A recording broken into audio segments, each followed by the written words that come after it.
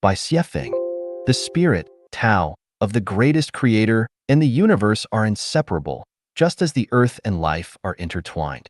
The human body's organs, blood and marrow, sensory organs, hair, and consciousness are also interconnected as a whole.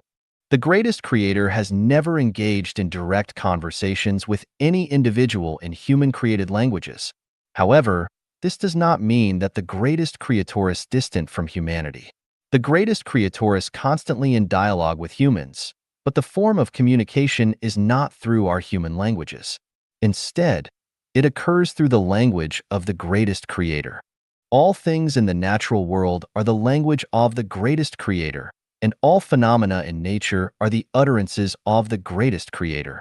The sun, moon, stars, rivers, lakes, oceans, wind, clouds, rain, snow, humans, animals, birds, insects, trees, flowers, mountains, rocks, and the earth itself are all the language of the greatest creator. The movements of celestial bodies, the rushing of rivers, the roaring of the sea, the changing of weather, the falling of rain and snow, the shifting of seasons, the growth and decline of living beings, including the chirping of insects, the calls of birds, the shouts of humans, the neighing of horses, earthquakes, floods, thunderstorms, and lightning are all the speech of the greatest creator. Everything that humans perceive through their eyes, ears, nose, tongue, and body is the language and speech of the greatest creator. To understand the language of the greatest creator and comprehend his speech, one cannot rely solely on sight, hearing, smell, taste, and touch. It requires spiritual perception, but spiritual perception alone is not enough. Wisdom is also necessary. Without spiritual perception, we will never understand the language and speech of the greatest creator, and without wisdom, we will never grasp what the greatest creator is saying. Having spiritual perception alone without wisdom, we can only sense the presence of the greatest creator but cannot accurately understand the workings of the greatest creator's spirit, Tao.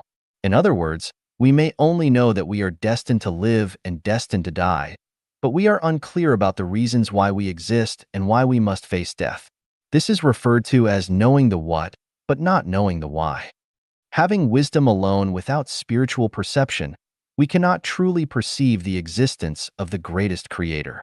We can only rely on accumulated human knowledge, experience, lessons, rigorous logical reasoning, and scientific experiments to uncover some mysteries of the universe, nature, and life.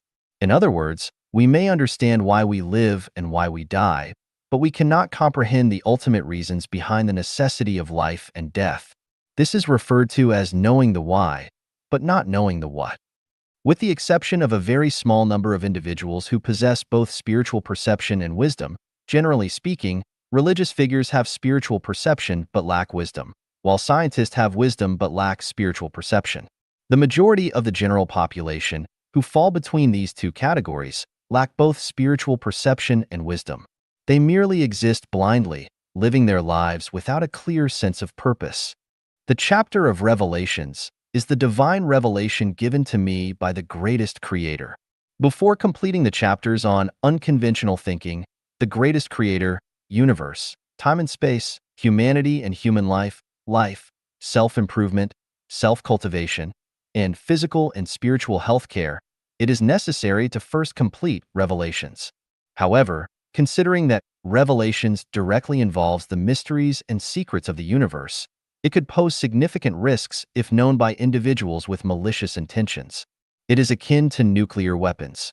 If in the hands of peace-loving individuals, they can deter those who seek to cause war and unrest, instill fear in them, and prevent their recklessness. But if controlled by evil individuals, humanity will suffer greatly. Jesus warned me, "Do not give holy things to dogs, nor cast pearls before swine."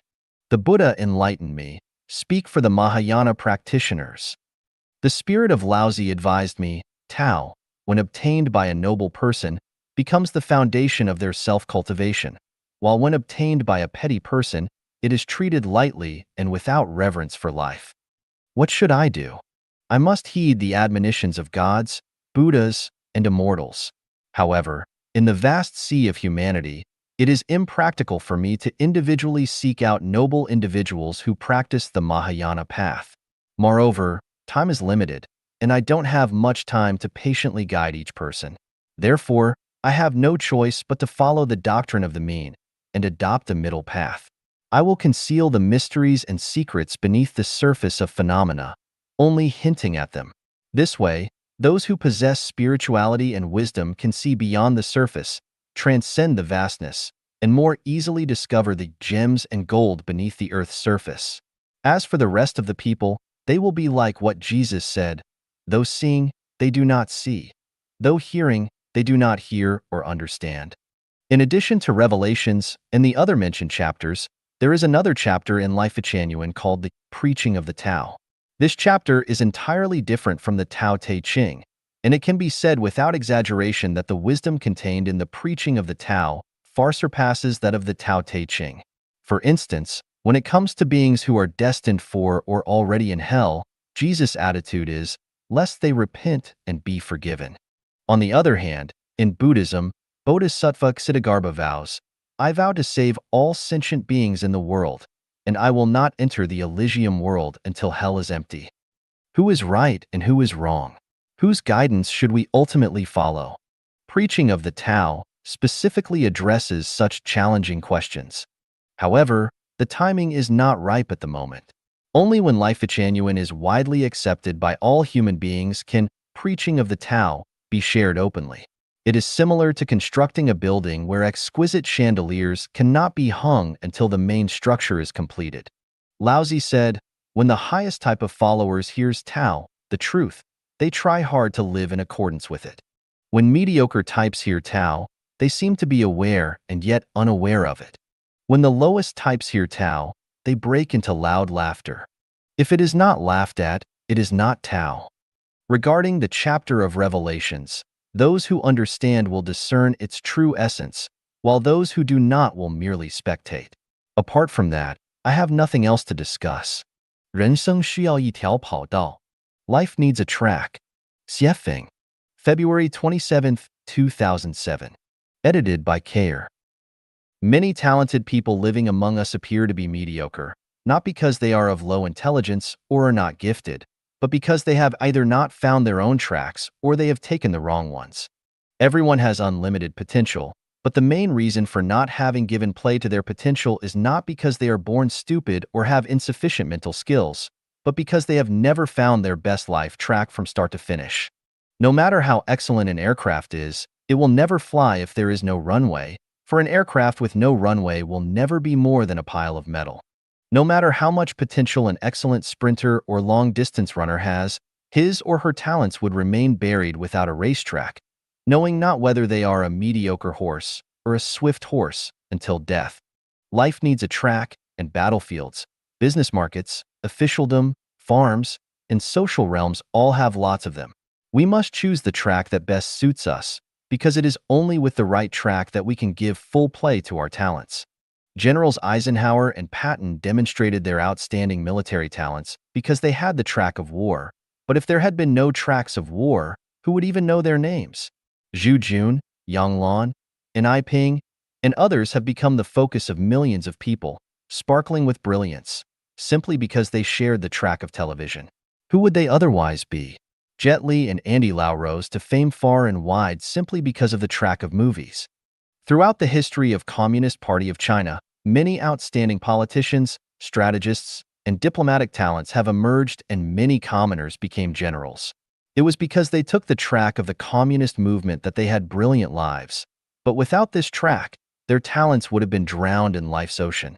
Many people turned onto this track and formed the backbone of the state, and many others became millionaires or even billionaires because they took the business track after China's reform, when it opened up, and they gained much wealth. But what would their lives be like today without this track? Nobody knows. Many eminent Buddhist monks showed their superior wisdom because they followed the track of Buddhism. If you want to make something out of life, you must choose a track that suits your personality because you cannot give play to your talents without the right track. Without the correct track, you will drown in the crowd. The internet is a track and many people are shining with brilliance upon it, creating their own blogs and gathering their own social connections. A large number of authors, writers, critics, and practitioners are emerging on this track and are demonstrating their talents. You have to find your track, but if you do not see the proper one, you should build your own. Why? Because you will play better, be better at the game of life, and make your life more colorful. Do not pretend to be aloof and say that you are too good to engage in this, because that would be finding excuses for your incompetence and failures. A soldier who does not want to be a general is never a good soldier. A life that does not want to have a glorious course is never a good life. If you want to make big money, be the boss. For being the boss is the track to making the most money, and if you want to be an official, build your social connections. For building social connections is the track to being an official. There are numerous tracks, and they are everywhere, but if you want to play your talents to the maximum, you will have to choose a track with infinite prospect. If you choose a good track, you can have a good life, but if you choose a bad track, you can only have a bad life. Zhang Guotao abandoned the track of the Communist Party and eventually, unknowingly froze to death. On the other hand, Deng Xiaoping stuck with the track of the Communist Party and eventually had his wishes fulfilled. If you choose polishing shoes, then you will unconsciously be on the track of polishing shoes. If you choose to steal, then you will unconsciously be on the track of crime. If you choose to reap without sowing, then you will, over time, get on a greedy, selfish, and parasite track. If you choose a mass movement, you will be on the track of confronting the government. If you choose life genuine, then you are naturally taking on the track of trekking and climbing to the highest realm of life and life. Which is the best track? It depends on you. You must choose your track completely on your own. The best track is one that you can follow for a lifetime. Tracks can be regularly replaced if they are not good, because some tracks have no futures and lead to dead ends with steep precipices. You will have to sharpen your eyes to think and judge. Some tracks seem narrow and bumpy at first, but the more you walk on them, the broader, brighter, and more brilliant they become, while others look broad, densely populated, and big. Yet the more you walk on them, the more your feet hurt, you become confused and frustrated, and the narrower and darker they become. If you have the ability to rule a country, the ambition to ride on top of the world, and have both superintelligence and indomitable willpower, then you had better build your own track. If you do not, then you can borrow others' ready-made tracks. For example, instead of creating your own blogs with few hits, you might want to promote your ideas and display your talents on another's website or bulletin board. Instead of creating your own website with painstaking care and precision, yet having no visitors, you might as well demonstrate your skills on someone else's websites. Once you have chosen your track, you must not give it up too easily, for giving up means failure. Remember, 1,000 sails pass by the shipwreck and 10,000 saplings thrive beyond the withered tree. No one will sympathize with you if you fail. At most, they will express regrets and pity. Once you find that your track has no future, you must give it up as soon as possible and try to blend onto the track with the most brilliant prospects at once, because if you bite the bullet and play hard, you will only miss your opportunity and then grieve it for a lifetime. Remember, the earth will rotate the same, with or without you. A life needs a track. As long as the route is right, you can stride ahead. I hope you follow your splendid life track. 人生的主次先后，轻重缓急. Priorities, the order of importance and the emergence of life. By Xiefeng. From the long-term perspective, we know that each life lasts for only a fleeting moment. Regardless of how capable we might be, we are incapable of escaping our inexorable doom. How to spend this fleeting life is a question deserving our serious consideration and discussion. Look at life from the perspective of life. Life is only a journey, a flash of light in the infinite time and space of life. Since life is so transient, we need to explore the routes and risks of our journey. What kind of life is the most beautiful? As we are all people, we must first consider how to be people. The greatest creator of the universe, created us and meant for us to be people, not ghosts, devils, celestial beings, Buddhas, or gods.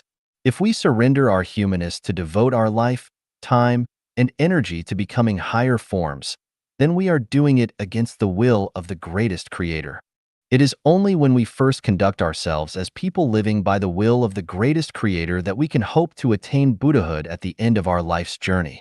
It is as if the boss of a company hires someone to be a clerk.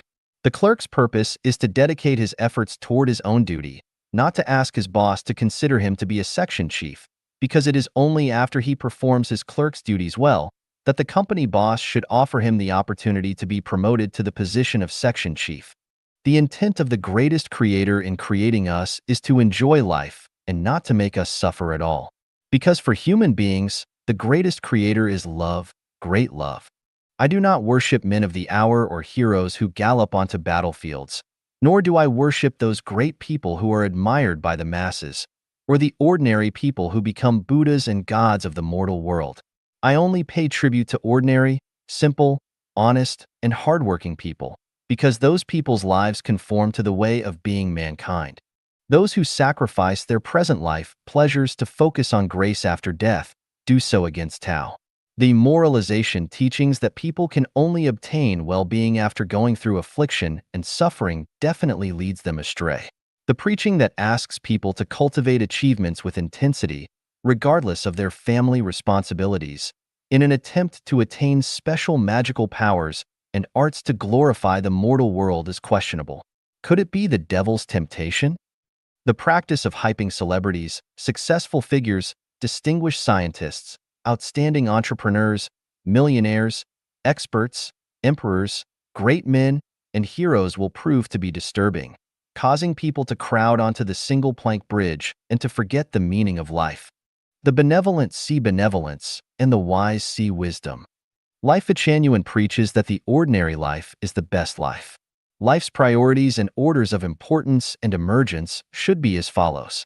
The paramount thing in life is to revere the greatest creator, which mainly embodies reverence of nature and reverence of life. If we consider nature as appendages that can be arbitrarily spoiled, treat life, including animals, beasts, insects, fish, trees, flowers, and grass, as dirt, then we are defying and profaning the greatest creator. Our life is one of evil and is doomed to extinction, and we can no longer have a bright future. The first thing to consider and pursue in life is the beauty of the soul, rather than the accumulation of power, money, fame, and desirable people. If one's mind is not beautiful and their soul is dirty, then their life is bound to slip into hell. They are bound to keep company with devils and demons, and their life is a definite failure. The most important thing in life is to explore the mysteries of the universe and the meaning of life. The greatest creator always rewards the wise who have spiritual natures and wisdom and offers them wonderful spiritual enjoyment. If we affix our eyes only to the limited time and space, or even on meeting the needs of our lust, then we are bound to be lost and the water of life will evaporate. The most urgent questions in life are how to elevate the non-material structure of life, its spiritual nature, toward the development of higher life space directions, and how to sublimate our personalities and to perfect our spiritual natures. None of us know what will happen tomorrow. One certain thing is that our life structures will determine the life endings we will have. Everything in life should revolve around this point, because if we die tomorrow, all that we own in the mortal world will be gone. All of our efforts will be in vain, and our precious lives will go wasted for nothing. I am talking about the great way of life. You may take time to think about this. Xiefeng is of no importance, but what is important is that Life Genuine can lead a person's life into an infinitely wonderful world. 寻找人生的最佳坐标系和坐标点. Find the best coordinate system and the best coordinate points of life. Xiefeng. Edited by Kair. This article was inspired by the annotation to the Analects, Shui Er, verse I. Once the roots are established, the way will grow therefrom. Having roots is the way to be human and how to learn about the universe. If you understand how to be human, you can lay the foundation to understand about heaven and the earth. If you do not understand how to be human, it will be difficult to learn about heaven and the earth. What is the way to be human? In my humble opinion, we must first understand our place in the time and space of the universe. Namely, that you are neither God, Buddha, a celestial being, a ghost, a devil, nor a beast, but that you are a mortal human. Knowing that you are a human, you need to do human things, speak human words, take the human way, and seek human business. You should not do ghostly things, speak the God's words, take the devil's way, or engage in absurd businesses. How does one do human things? Show filial piety to your parents, respect your teachers and seniors, care for the young and lonely, help your siblings, show concern for your relatives and neighbors, show compassion to plants and insects, and protect the landscape and the environment. These are human things, and anything that is contrary to them is inhuman. How does one speak human words? Consider if others were in your place and speak respectfully.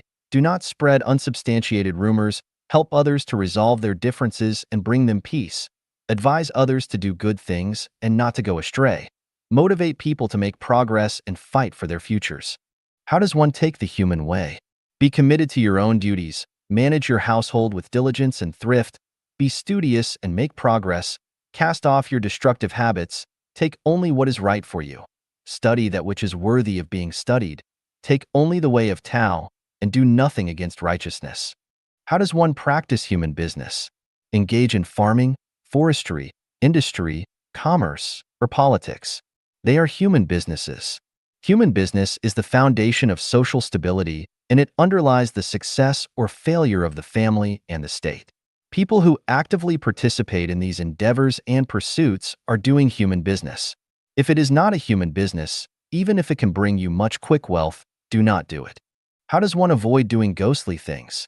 By not being sneaky and afraid of being found out by victims or the legal system, doing things that are offensive to heaven and reason, cheating a superior or deceiving a subordinate, dishonoring one's parents, bullying the young and the weak, wrongly accusing and murdering the good and virtuous, insulting the sovereign, duping the ignorant, speaking ill of one's peers, bearing false witness, rebelling against the clan leader, taking credit for the work of subordinates by bullying them, seeking favor by flattering, disrespecting one's countrymen, disrupting state affairs, rewarding unjust acts, harming and implicating the innocent, slandering the saints and sages, undermining morality, filling the cave and covering the nest, harming conception and breaking eggs, stealing others' achievements, discrediting their good conduct, disclosing their indecent secrets, injuring their appearance, separating children from their parents, wasting other people's money and resources,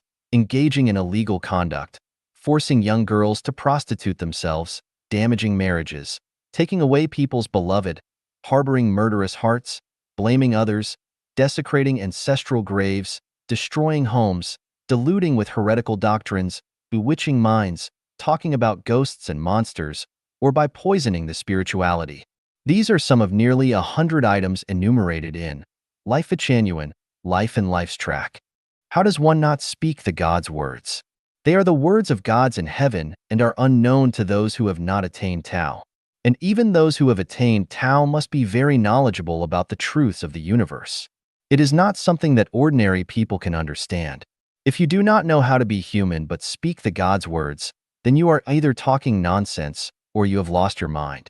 How does one not take the devil's way? By not misleading living beings, pursuing special magic arts and powers, inciting to rebel, promoting tyranny, touting heroes, singing the praises of totalitarianism, teaching others not to do the things of ordinary people, and other heterodoxical doctrines. All these are the devil's ways. How does one not engage in deluded businesses? By not farming their own land but still expecting wealth to arrive, not working but scamming, not studying or learning but expecting to know, not attending to their own business but wanting everything, being the blade of grass that wants to be a flower, the flower that wants to be in the orchard, the tiger that wants wings, or the bandit who want to be a deity celestial being. All these are absurd businesses. If roots are not established, then everything will be void, but if roots are established, then everything will be done. First be a person, then be a lady or gentleman. After that, follow the examples of the saints and sages, and then pursue the way to become a deity celestial being.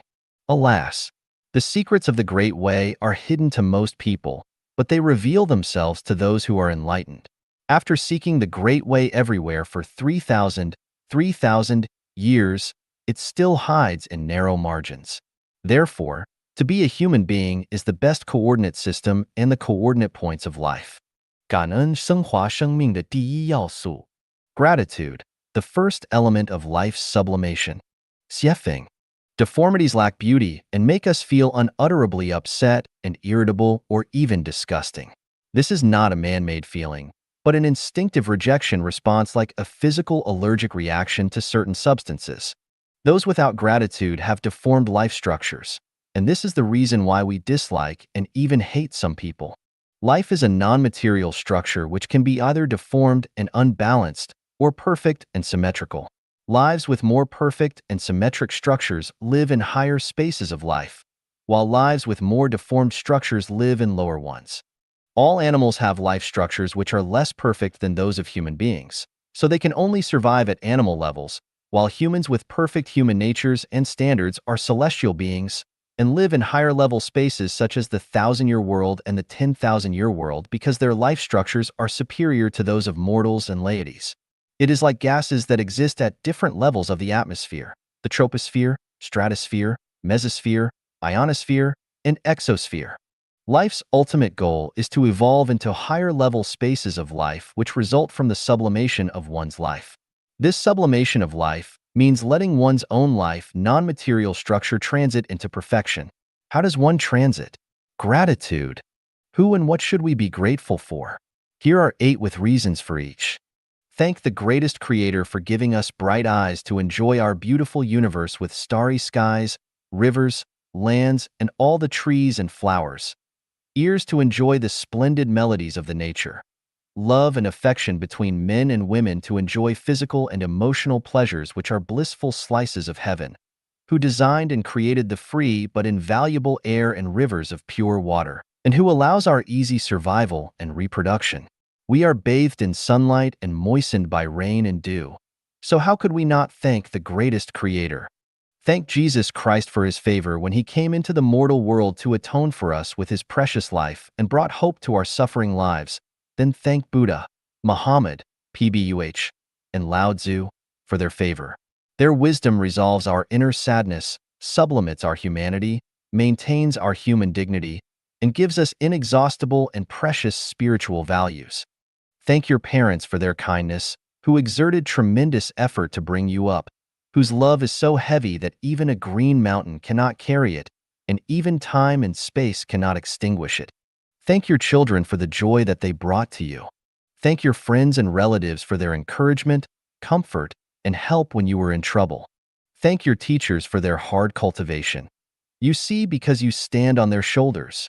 Thank people with high ideals for drawing their swords and rendering help to you during emergencies. Thank your colleagues, classmates, and even strangers for their sincere praise and cooperation.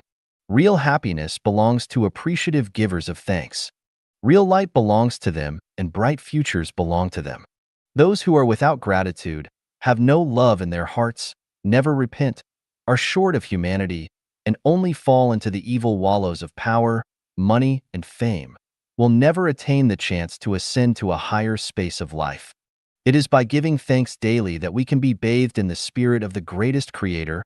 Our life's non-material structure can ceaselessly evolve into perfection, and we can finally achieve the quality of becoming celestial beings.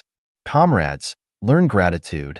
Even dogs know how to wag their tails to give thanks. Are we not as good as dogs?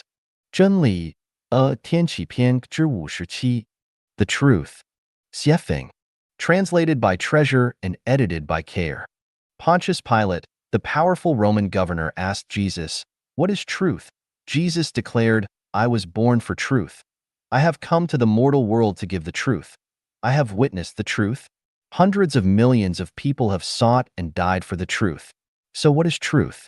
Democritus, known to be the greatest ancient philosopher, said, "The truth is inscrutable." The most revered Socrates said, "What I really know is that I know nothing." The French philosopher René Descartes argued that only one undeniable truth exists. Ego cogito, ergo sum, I think, therefore I am. John Spall, governor of the Episcopal Church of the United States, said, "Absolute truth is something to which we may aspire, but that we can never attain." Influenced by Albert Einstein's theory of relativity, many people believe that truth is relative. Many religious organizations claim to be sole possessors of absolute truth. What is truth? Jesus said, "The word of God is truth." Sakyamuni preached for 49 years. The core of his preaching was but one word, Tao. Lao Tzu mainly repeats one word throughout his Tao Te Ching, Tao. The Prophet Muhammad, PBUH, said, Allah's ruling is based on Tao, truth. Confucius, the great sage of the Chinese nation, thought intensely and sought the truth for a lifetime. He finally grasped the core of Tao as he sighed and said, having heard Tao in the morning, one may die content in the evening. Life Fachanuan tells people again and again to take the way of the greatest creator. Why is Tao so important? Because Tao is truth and the truth is Tao. Both are the same. That is the reason why God, Buddha, the prophets, celestial beings, and saints have attached such great importance to Tao. In other words, they told us to follow the truth. Truth is truth. There is no absolute truth or relative truth. Truth can be described in eight ways. Truth is not optional. Truth is oneness without ambiguity. Truth is eternal, so there is no truth in the past, present, or future. Truth can be known but cannot be made. Truth is what scientists try to reveal.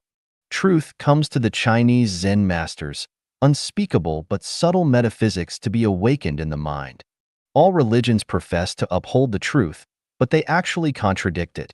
All parties appear to uphold the truth, but they actually oppose it. Everything in the universe, including humanity, floats in an ocean of truth. Truth has eight attributes: emptiness, universality, trust, reliability, naturalness, justice, kindness, uniqueness, eternity. Let us expand on each of these attributes. Emptiness. Emptiness does not differ from form. Form does not differ from emptiness. Form is emptiness, and its very emptiness is form. Whatever emptiness is, that is form. Form comes from emptiness, and emptiness is Tao, the truth. Universality. All visible objects in the universe, including all living beings, originate from Tao but are the metaplasia of Tao. This is to say that all manifestations of the universe are the embodiment of truth, so truth is everything. Trust, reliability, all the laws of nature are manifestations of truth. They exist and run without the will of mankind. All laws are of conservation, reliability, and dependability, so truth is trust. If one does not keep their word, but lies or breaks their word, they will be acting against the truth. Naturalness. Truth is natural and undoubtedly logical. When fruits fall off trees after they ripen, things are managed easily. Truth is true, not false. People can know it, but cannot create it, and we can neither add to it nor reduce anything from it. If a person or an organization controls themselves with importunity, then they will be acting against the truth. As to a person, regardless of their birth, age, health, or even after death, whether they are rich or poor, and no matter how high or low their status ever was, as long as they have led a natural life without importunity, then they have taken the way of truth.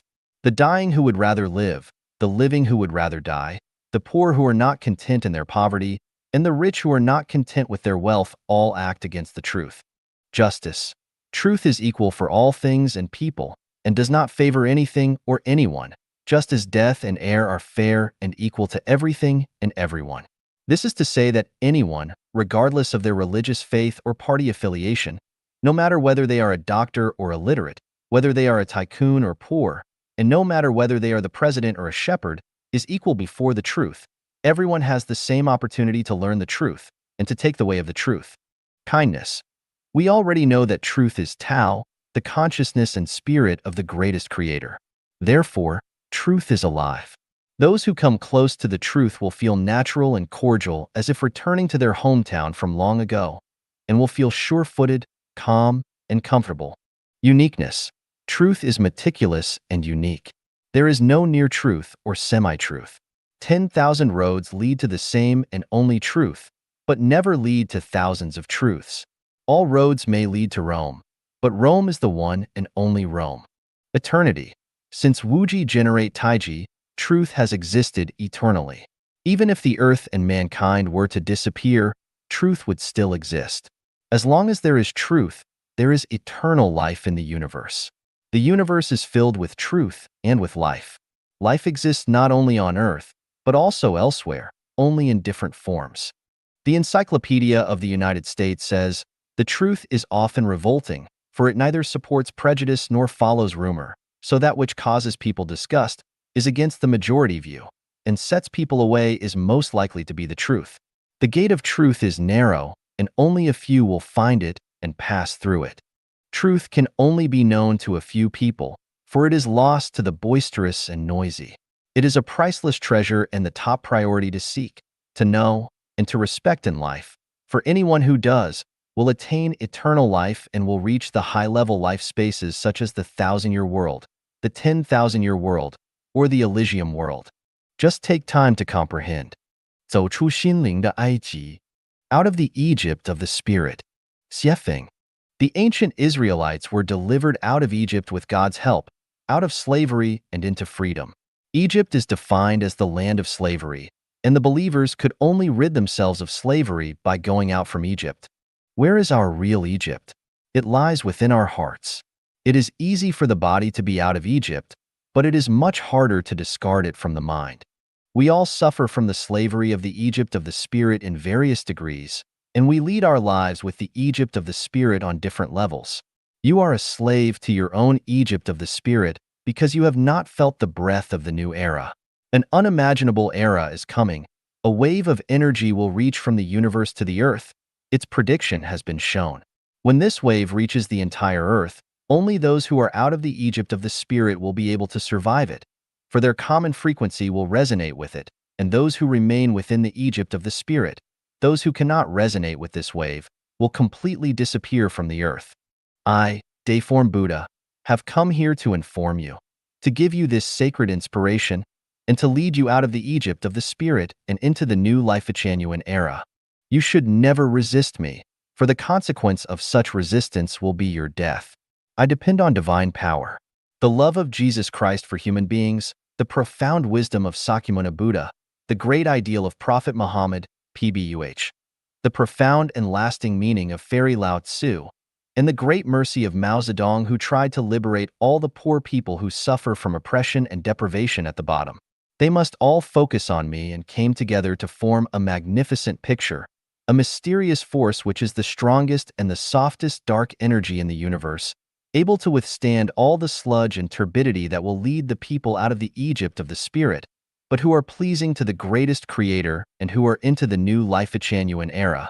I, Dayform Buddha, by the revelation of the greatest creator, do face all earthly citizens equally today, regardless of your sect, party, organization, nationality, or race, whether you are a king, a president, a civilian, or a prisoner, and no matter what your magnificent feats or unforgivable sins in the past have been, will treat all of you equally. You have an equal opportunity to accept this information and to have an equal opportunity to be out of the Egypt of the spirit. You must not resist me. Upon learning this information, you must think it over quietly, digest it carefully, and sensitize yourself deeply. I will take nothing from you, place no chains upon you, and force no compliance out of you. Instead, I will lead you out of the Egypt of the spirit and into the new Life-Genuine era to enjoy the finest life with the maximum freedom. See the leaves falling. They should have felt the winter coming. See the willow becoming green by the river. It should have heard the footsteps of spring approaching. You do not have much time to waste. I want you to set all your inflexibility aside to no longer attack each other and to waste no more time trying to overthrow political parties and regimes. Do not adhere to the opinion that we are right, they are wrong, because you have to think about your future. You can keep to your beliefs and faiths, but at the same time, you need to master the new knowledge and the new information as soon as possible and never to regard your own belief and faith as the only correct one. You must also not hold the feeling of being able to offer salvation because you have neither enough wisdom nor enough energy. Not only do you not understand the non-material world, but neither can you make the correct judgment nor choice with what happens in your own home. Live on the eve of great changes, you should feel joy and happiness and neither fear nor worry because you have a chance to enter a new era by your own efforts. Do not blaspheme my words, for unhealthy words will hurt and eventually destroy you with a precision. But this is not me, for I am neither ego nor non-ego. The greatest classics are still the Bible, the Quran, the Buddhist scriptures, and the Tao Te Ching. You have to admire Jesus, Buddha, Muhammad, PBUH, and Lao Tzu in your heart. Before you read these four classics, you had better not say more or judge anything because what you would say could never equal to their wisdom.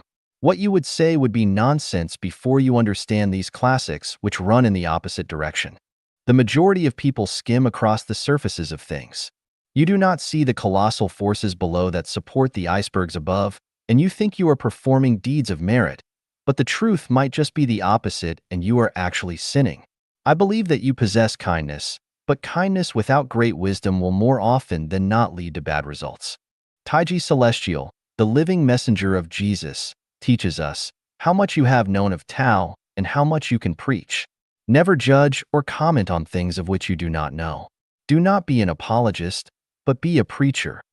Do not use any of these sentences or paragraphs to threaten or intimidate others, or you might be threatening and frightening yourself unless you can answer a series of questions from others. Family, nationality, race, party, and religion are the Egypt of the spirit. So you must walk out and just keep the greatest creator and your parents as your sacred territory. Do not rack your brains for your own family, nationality, party, race, or religion.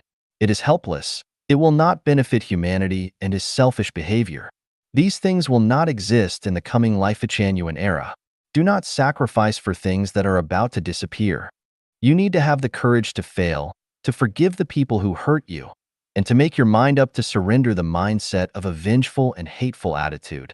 This kind of attitude is helpless in the sublimation of your life quality, but it will distort your soul and evolve the structure of your life into false, ugliness, and evil.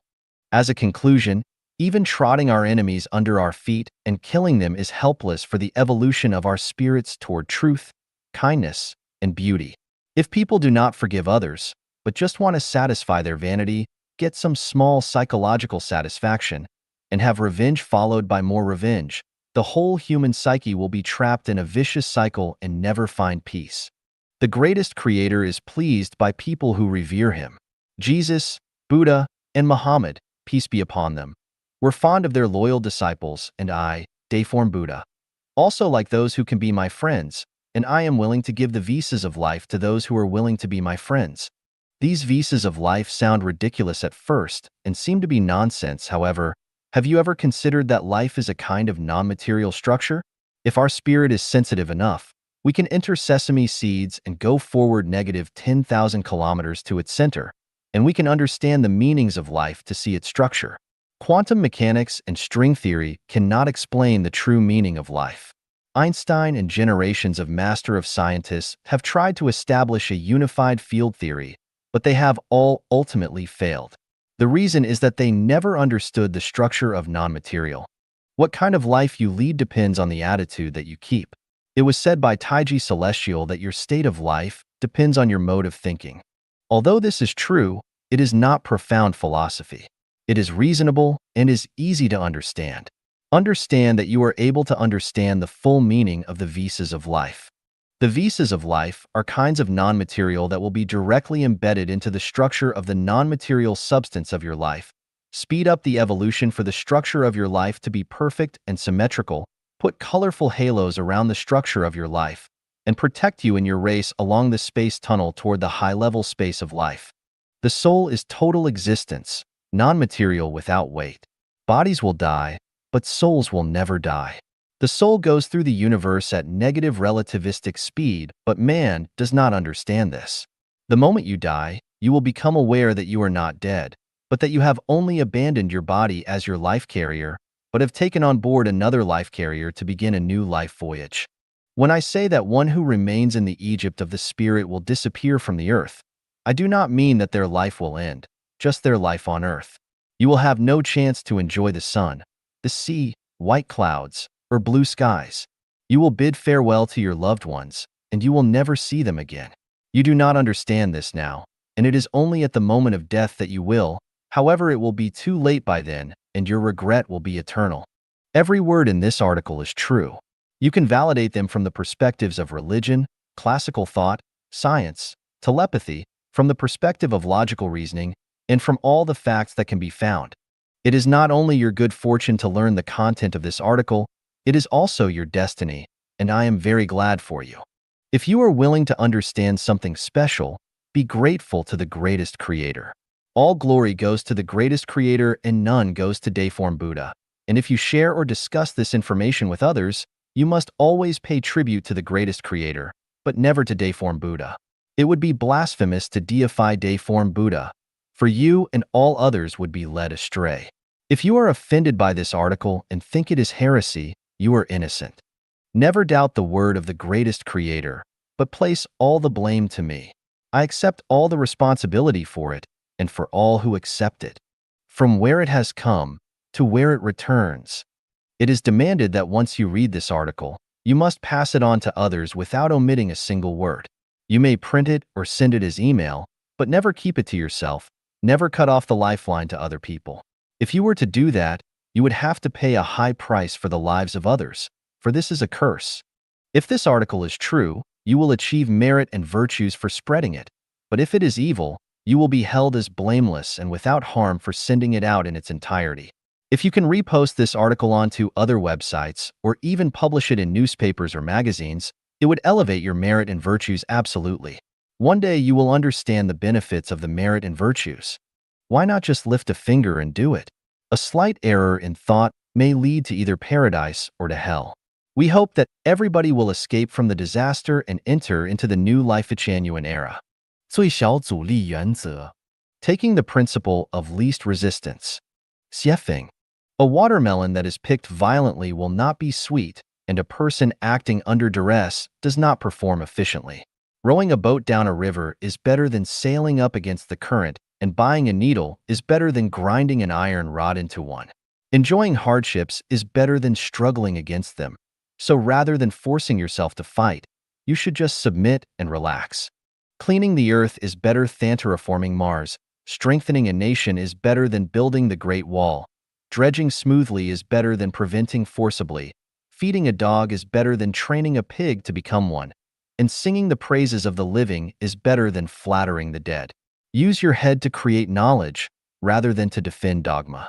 Using local materials makes more sense than importing them from across the ocean, but if none are available, it is better to move to another place. Obey nature and swim with the tide because everything changes, and do not store rotten apples. When the east is dark, the west will be bright. If it is dark in the south, there will be light in the north. People who were not raised here have obviously been raised over there. Change with the opportunity and take things as they come. Never complain about poverty when you are safe and well-fed. Never miss having meat when you have bread. Little birds that prefer to nest in the woods do not need to take to flying lessons from swans.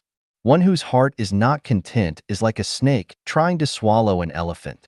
An inflated desire will cause trouble, but a mind without material desire will remain calm. Ambition to fame may cause bitter revile. No diamond, no porcelain work.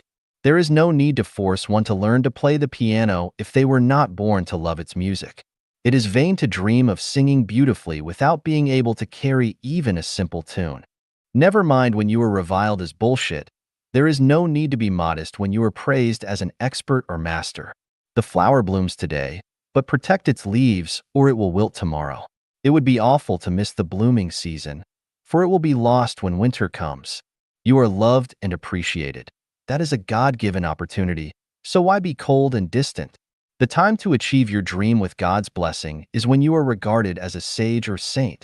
So take advantage of the opportunity to realize a glorious life. Do not eat meat on the table, but chew the bones under it. Leave the awarded honor, but go through hardship. Being a crouching tiger with talent, but without carrying a load or playing a role, one will be a pile of broken bones to their death. Butterflies are pretty sights as they fly freely, but a buried gemstone is no better than the soil. People cannot stay pretty for 1,000 days and flowers cannot remain beautiful for 100. Although fine cellared wines exude beautiful fragrances, they are of no use until they are consumed. Drink as we have wine today, and never plan for the following 1,000 years. Tsunamis and earthquakes might happen at any time, so who knows how long we will enjoy our lives. Value what you have. Anything that is easy to gain is actually a gift from the greatest creator. If there is a faucet in the house, why dig a well miles away? Treasure what is coming to you without rejection, but never waste your life daydreaming. If there are many hardships and troubles in that which you are engaged in, You must have misunderstood life.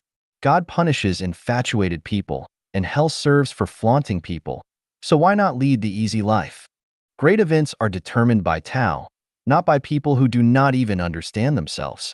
The best life can be led by acting along Tao. Wasting a God-given opportunity is acting against Tao.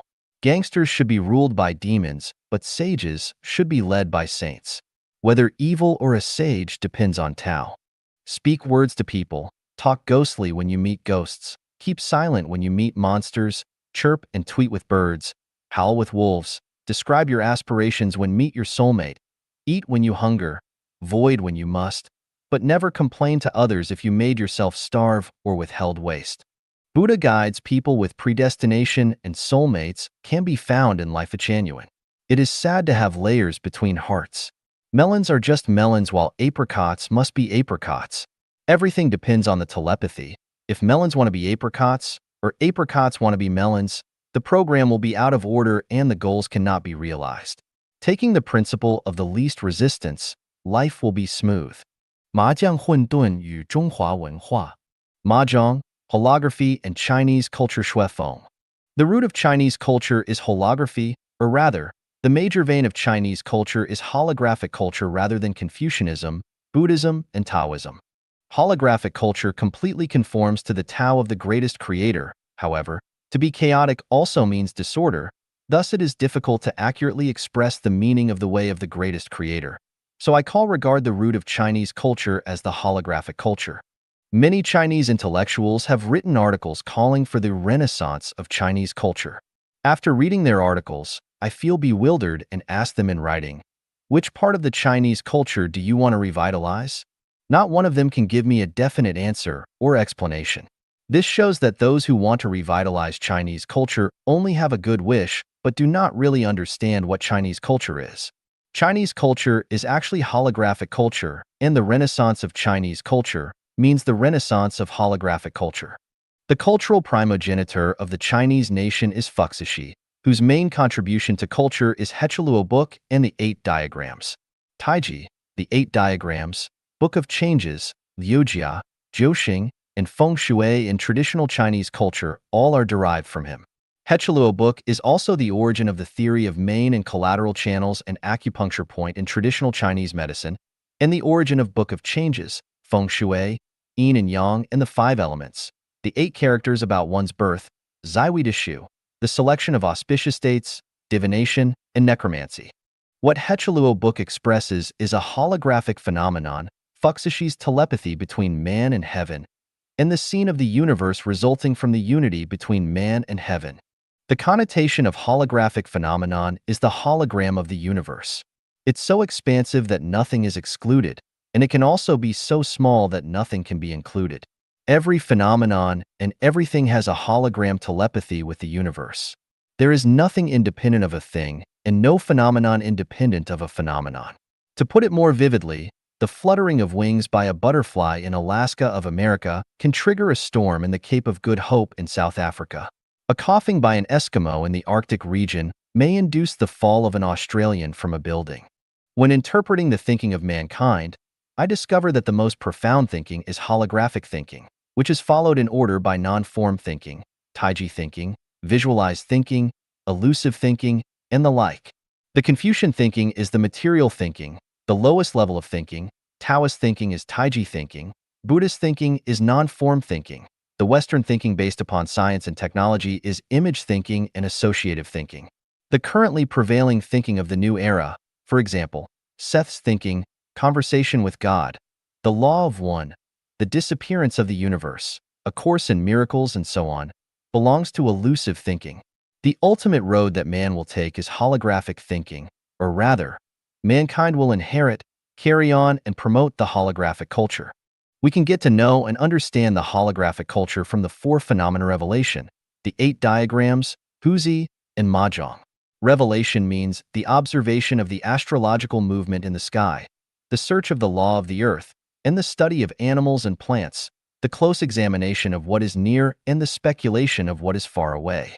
In one word, we can have a direct dialogue with the greatest creator. The revelation that I have written may serve as an introduction for others to come up with something more valuable. The 8 diagrams means that Wuji gives birth to Taiji, Taiji gives birth to Yin and Yang give birth to 4 signs. 4 signs give birth to 8 Gua. 8 Gua gives birth to 64 Yao images. 64 images give birth to every phenomenon in the universe. Once the changes of 64 images are understood, it will be easy to understand the dialectical relations between changeable and unchangeable and understand the holographic principles. Huzi was the teacher of Lizi. Huzi could skillfully apply the holographic principles. By studying him, we can understand what holographic phenomenon means. Mahjong is a game popular among Chinese people. Do not disregard Mahjong, because it is really what holographic principle is about. A regular set of Mahjong has 136 pieces, consisting of 4 east, 4 south, 4 west, 4 north, 4 center, 4 fa, 4 white, 36 tiao, 36 bing, and 36 yuan. These pieces combine to form the astronomical numbers. Therefore, we can say that even if a person plays Mahjong every day all his life, he may never encounter a combination that is identical to any other combination or array. You feel as if lost in a maze. You may know things as they are, but do not know why they are so. It seems that everything is a matter of accident. There is no order to anything. Every time you play Mahjong, you hope for chance and luck, and are not sure whether you will win or lose. However, to be holographic is to be orderly. There are rules and laws to what is holographic. The rules and laws are meticulous and allow of no loopholes. What seems to be accidental and random is actually orderly and inevitable. People who play Mahjong all attach great importance to luck. If they win, they say they have good hand chi, luck. And if they lose, they say they hand chi is not good. What is hand chi? Everyone can have a try. If you do not have adequate sleep, if you are not in a good condition, or if you have had sex within the 24 hours, you will not have good hand chi. And the possibility for you to lose will be much higher than the possibility for you to win, unless other 3 people are in an even worse situation. Meanwhile, the direction you are facing and the 5 elements of all the players all have influence on whether you will win or lose. Therefore, if you want to win at Mahjong, you must maintain your vigor and good health and refrain from sex during the short period. If so, you are likely to enjoy good hand chi. Now the problem is, the combinations of astronomical numbers, which seem like a series of random occurrences, are actually closely in line with the hand chi of Mahjong players. If you do not have a good hand chi, you will lose the game no matter how well you can play it. This is where the holographic principles are working. Now let's take a look at these phenomena in the society. Many rich people and people who are good at making money actually have not received much education and do not work very hard, but they are very rich and can make much money. Many people in the officialdom do not have very high intelligence and are not so kind-hearted, but they have many opportunities and are promoted smoothly. On the other hand, many well-educated, intelligent, kind-hearted, and hard-working people are poor and cannot in any way have any opportunity for a promotion. And the secret is the holographic principle. One may fall victim to his own cleverness by outsmarting himself. Why? This is because of holographic principle. Mr. Zhang Baosheng, who is most accomplished in special skills in China, has not received very high education, but his thinking is in a holographic state, and this is the secret. The more concepts one stuffs in his head, the less holographic he will be. The more moral principles one stuffs in his head, the less holographic he will be. The more knowledge one has and the more reasons one understands, the less holographic he will be. The more rules one masters, the less holographic he will be. The more one pursues, the less holographic one will be. How can we be more holographic? Lao Tzu told us to return again to the innocence of baby. Jesus Christ asked us to become like a small child. Zhang Sanfeng told us that to obey is to be immortal, to disobey is to be an immortal. The matter is always shifting between obeying and disobeying. Buddha teaches us to stay away from all forms, let our minds abide nowhere, which is the highest Buddhist principle. The way of the greatest creator is the way of holography. What Life Genuine conveys is holographic information and holographic principles, and what Life Genuine is doing is building holographic culture and revitalizing the root culture of China and the most quintessential culture of China. This is infinitely profound and very interesting. 石墨和金刚石结构给我们的启示 A revelation from the structure of graphite and diamond. Xiefeng. Graphite is an allotrope of carbon, a transitional crystal among covalent crystals, metal crystals, and molecular crystals. In crystals, the same layers of carbon atoms form covalent bonds by sp2, trigonal, hybridization. Each carbon atom connects with 3 others, and 6 of them form a regular hexagon ring on the same plane and stretch to form laminated structures. These carbon atoms in the same plane also have p orbits, which overlap with each other to form delocalized electrons that can move freely in crystal lattices and can be motivated. That is, the graphite has metallic luster which can conduct heat and electricity. Due to the large distances between the layers, and with small bonding forces, they have soft and creamy textures, are gray-black, opaque, and solid. They have a density 2.25 G/cm3, a melting 0.3652 degrees Celsius, a boiling 0.4827 degrees Celsius, and a Mohs scale hardness of 1. The chemical properties are stable and corrosion-resistant, and not very reactive with acid, alkali, or other chemicals. When burned in oxygen at 687 degrees Celsius, it will produce carbon dioxide. It can be oxidized by strong oxidizing agents such as concentrated nitric acid or mineral chameleon. It can be used as an anti-scuff agent and as a lubricant. Highly pure graphite can be used as a neutron moderator in nuclear reactors and can be used in the manufacture of crucibles, electrodes, electric brushes, dry cell batteries, graphite fibers, heat exchangers, coolers, electric arc furnaces, arc lamps, pencil lead, and much more. Diamonds are allotropes of carbon atoms which are typical covalent crystals. The carbon atoms form 4 sp3 hybrid orbits which connect to each other with covalent bonds. Each carbon atom is in the center of a regular tetrahedron formed by 4 other carbon atoms associated with it, forming a crystal, and the entire crystal can be regarded as a giant molecule. These crystals belong to cubic systems and are usually in forms with 8 faces. The purest quality ones are colorless, transparent, strong, and lustrous, but impurities will make them appear blue, sky blue, light yellow, red, or black. Their density is 3.15-3.53 G/cm3. Their melting point is 3550 degrees Celsius, and their boiling point is 4827 degrees Celsius. With a Mohs scale hardness of 10, they are the hardest of all materials. They are non-conductive and appear pale blue fluorescent under ultraviolet light. They do not react with most chemical agents and can be burned in oxygen at 777 degrees Celsius to produce carbon dioxide. Transparent carbides are known as diamonds after they have been carved and polished and are luxurious ornaments. There are few diamond minerals in nature. Diamonds can be made artificially, such as with graphite, subjected to high temperatures, high pressures, and catalyzing agents. What revelation can we obtain from the above data? Graphite and diamonds both consist of carbon atoms, which means that the material of both is the same, but the differences of their molecular structural permutations lead to completely different physical properties. The Mohs scale hardness of graphite is 1 while that of diamonds is 10. The extreme differences between the two lead to extremely different uses, and that is to say that for the same material, when its molecular permutations change, its material properties also change.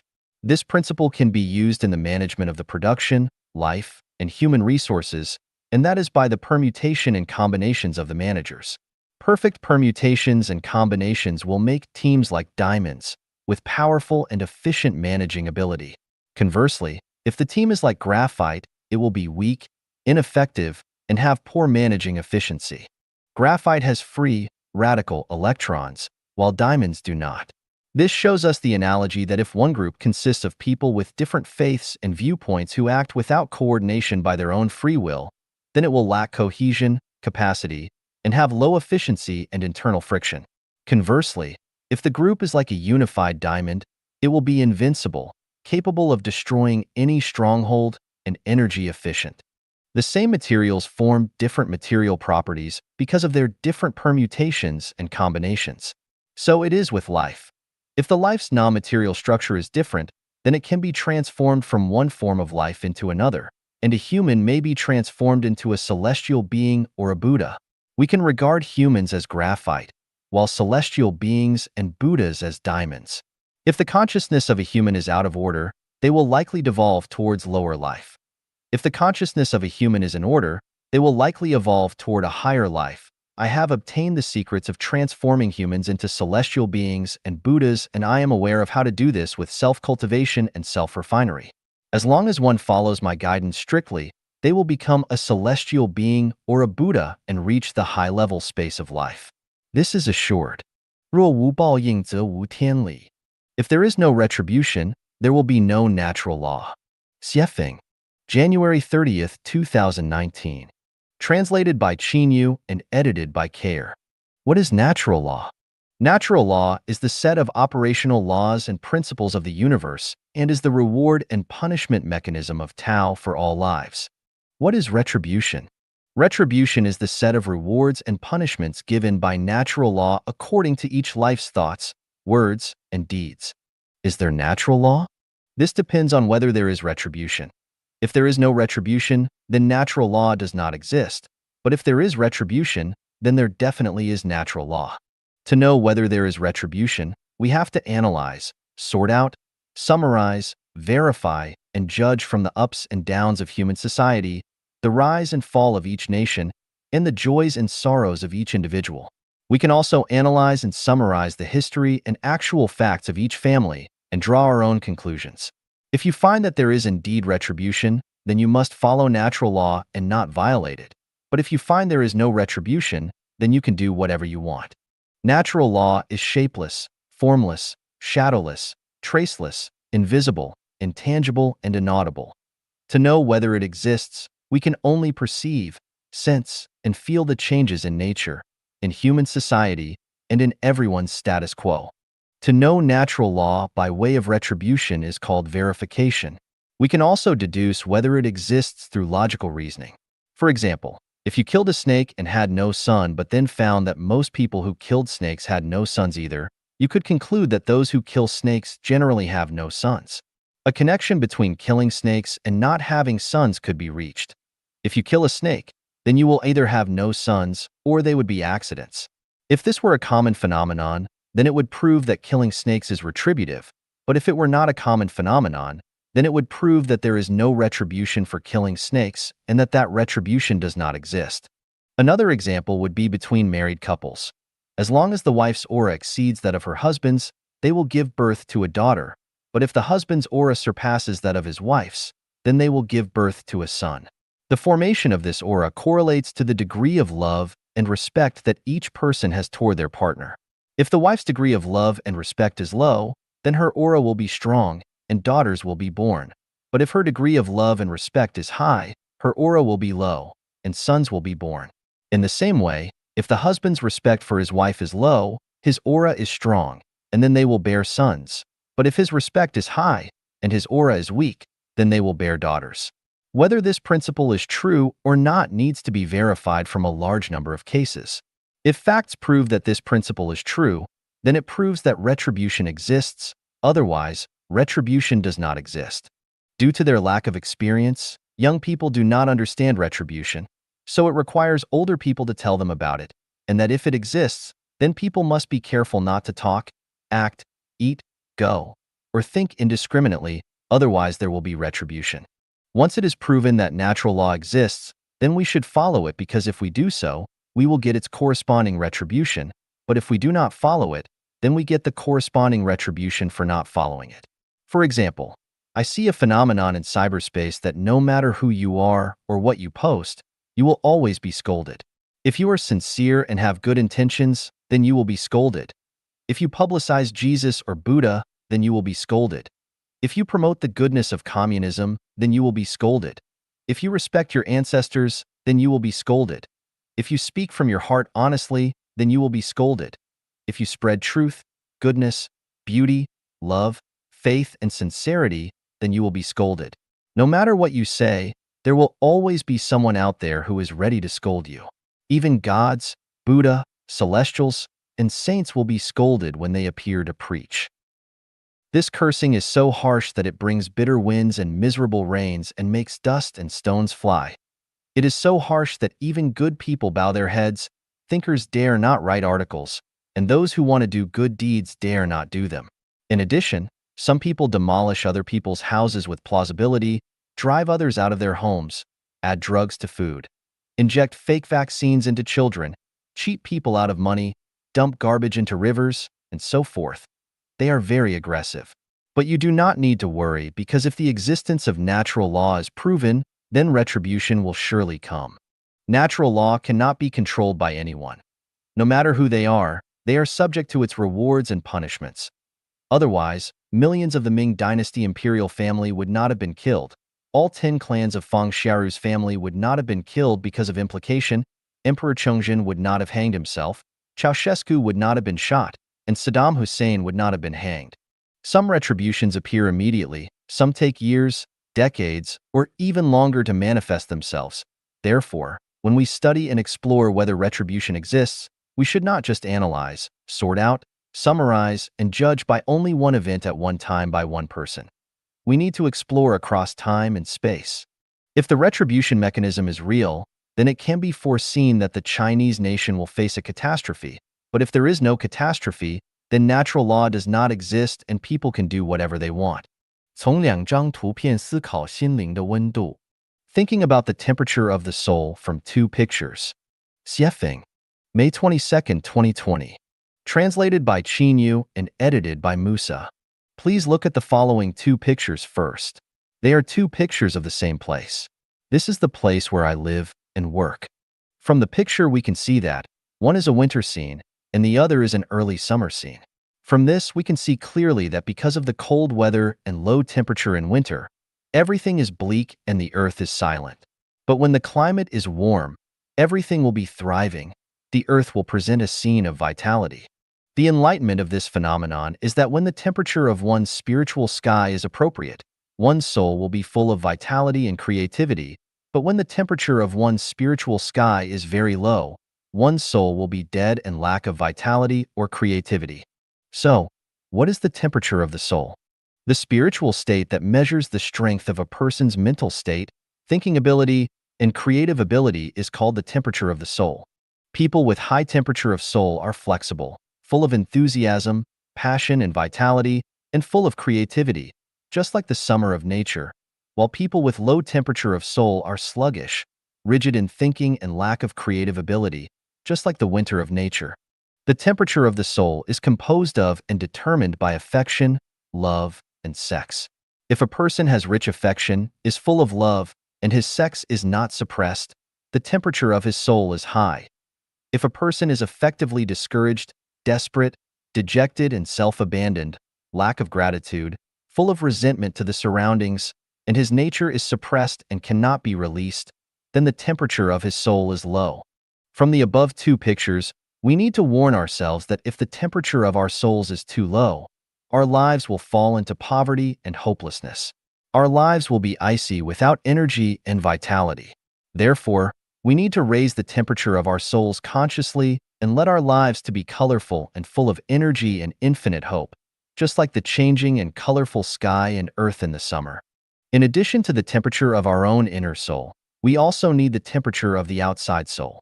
This requires us to consciously participate and devote ourselves to those people who are full of enthusiasm and passion, full of love, full of happiness, joy, freedom, and blessedness, where it can let our lives bloom brilliant shines.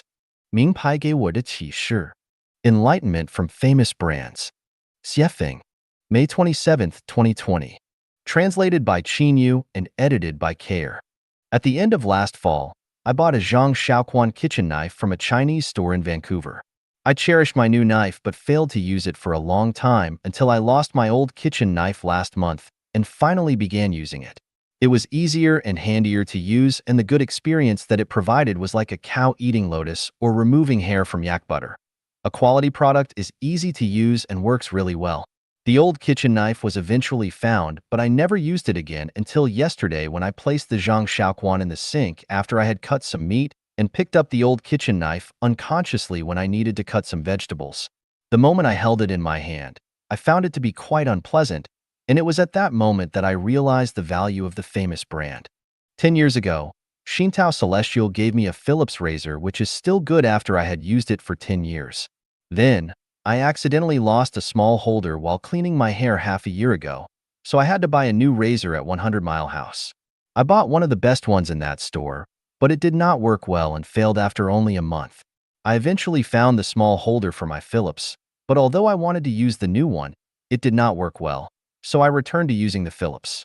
The advantage of the Philips is that after charging it for slightly more than 10 minutes, it can be used for about 20 days. After 10 years, the battery is still intact. In addition, it feels comfortable in my hand, shaves cleanly, never pinches me or pulls any hairs out painfully, is fairly silent, and the original blade is still sharp. From these two examples, I have concluded that whether it is appliances, clothes, or other utensils, it is best to use quality brands if one can afford them. They might be more expensive, but in terms of long-term benefits, they are more cost-effective. Thus, I realized that people can also be divided into various grades. If you can get acquainted with, interact with, and cherish quality brand characters in your life, then your blessings will be great. Brand characters are like Zhang Shaoquan kitchen knives and Philips razors. They always make people feel comfortable and bring them wisdom, joy, safety, and tranquility, but never disturb them or make them feel uncomfortable. The benefits of getting along with brand characters are many. The greatest wealth in life is being able to meet and cherish one or several of them. I can be considered a blessed person because when I counted the treasures in my spiritual warehouse, I found several brand characters worth mentioning. Two male secular friends are Shui Binyi and Lu Jinkai. Two male Chanyuan Celestials are Tongtian Celestial and Qinxi Celestial. And three female brand celestials are Huiying Celestial, Jingying Celestial, and Xiangrui Celestial. Their common features are that they all have rich personalities and first-class quality.